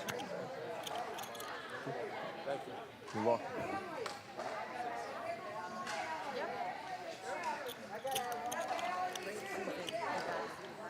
Thank you. Which way? Which way?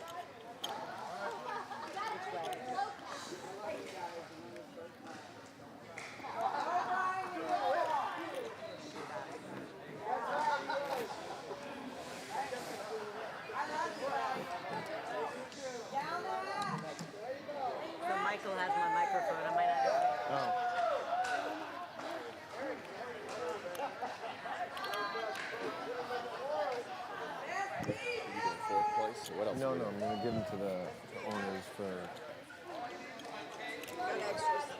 Did you want to keep them for your family, for Hal, for you? Well, you know? for Hal and Yeah. Bobby, and then we need to give one to Mary. So just take them. Okay. All right. Thank you. Hey, Andy, thanks for announcing. Congratulations. Hopefully you'll be back next year. Thanks so much, Paul. You're doing a great job announcing. Thank you. I want to come down and play some when I can get back to playing. Sounds like a plan. Hey, great job. Thank you. Thank you. You too. You were stellar all season. Appreciate it. Thank you. Well, your hip, you had to be knee and shoulder. And Yep. We can do that once they clear right through. now. So, yeah. We'll give them a minute or two, and once they're off here, we'll get going. Gearbox introduces the all-new CX14 Ultimate Power with SST Core.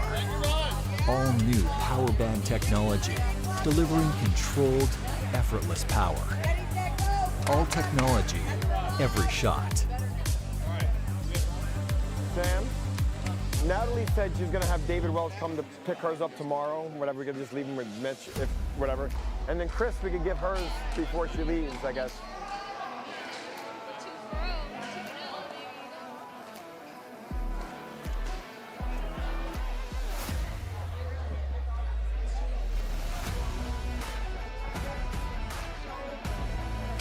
Good job, son. Thank you. Really appreciate it. Good.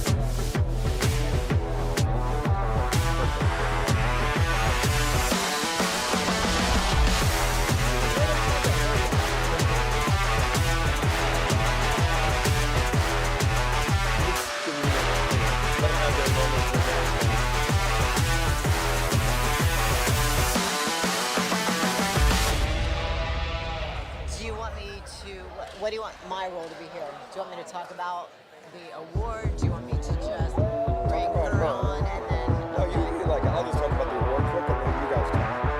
Okay, so you present first. Sure.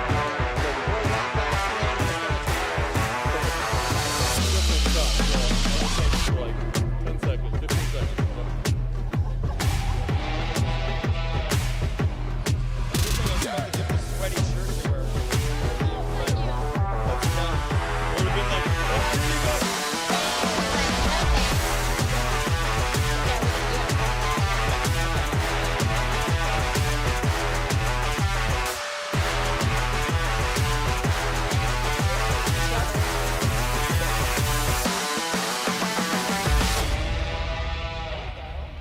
You're supporting the product. Introduce you. Okay, we pick you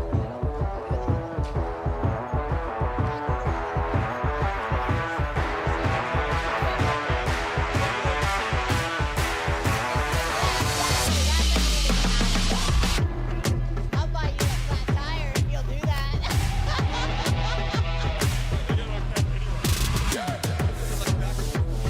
Okay, we're starting to spaz out up here, so we're ready. Watch it. Hi, everybody. Welcome back. I'm going to bring Paul in one more time, our CEO of MPL, with a special presentation. Well, Chris, you were great all year. You got the Leadership Award earlier in the weekend, and we just wanted to give you the Incrediwear Warrior of the Weekend, too, for all of your efforts throughout the weekend. So have this nice Incrediwear sweatshirt to have now for the off-season. Keep you warm. Right. So Thank you so much. thank you so much. For everything this Oh, year. absolutely, absolutely. All right, take it away, Amy. Congratulations Bye, to Chris Cargis, and actually it's the perfect ending to this because, again, with all of our pink, we were here this weekend also talking about breast cancer awareness. Chris is one of our warriors, so we've been hearing her story throughout the weekend. So Chris, this is a perfect ending that now you're receiving this award after everything that's gone on. Can you kind of wrap up NPL 2024 season for us?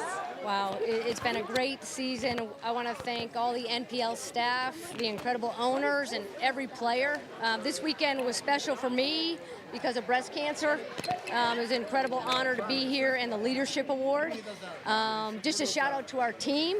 We finished on an incredible high note, beating Seattle yesterday and then taking down Indy today. So we finished on a really high note and finished the season definitely higher than we started. And that's the Austin Ignite. Austin Ignite. So shout out to all my teammates and owners. And I think another shout out to all of the breast cancer survivors that we got to meet with and talk through. So don't forget to go, and you can still donate to the Susan Komen Foundation. And Chris, I just want to tell you that you're a highlight on the court, off the court. I love you. We all love you, and it's a great way to send it back to Ari to wrap up our 2024 season. Thank you so much, Amy, and congratulations. Chris Karjas, the epitome of what this league represents.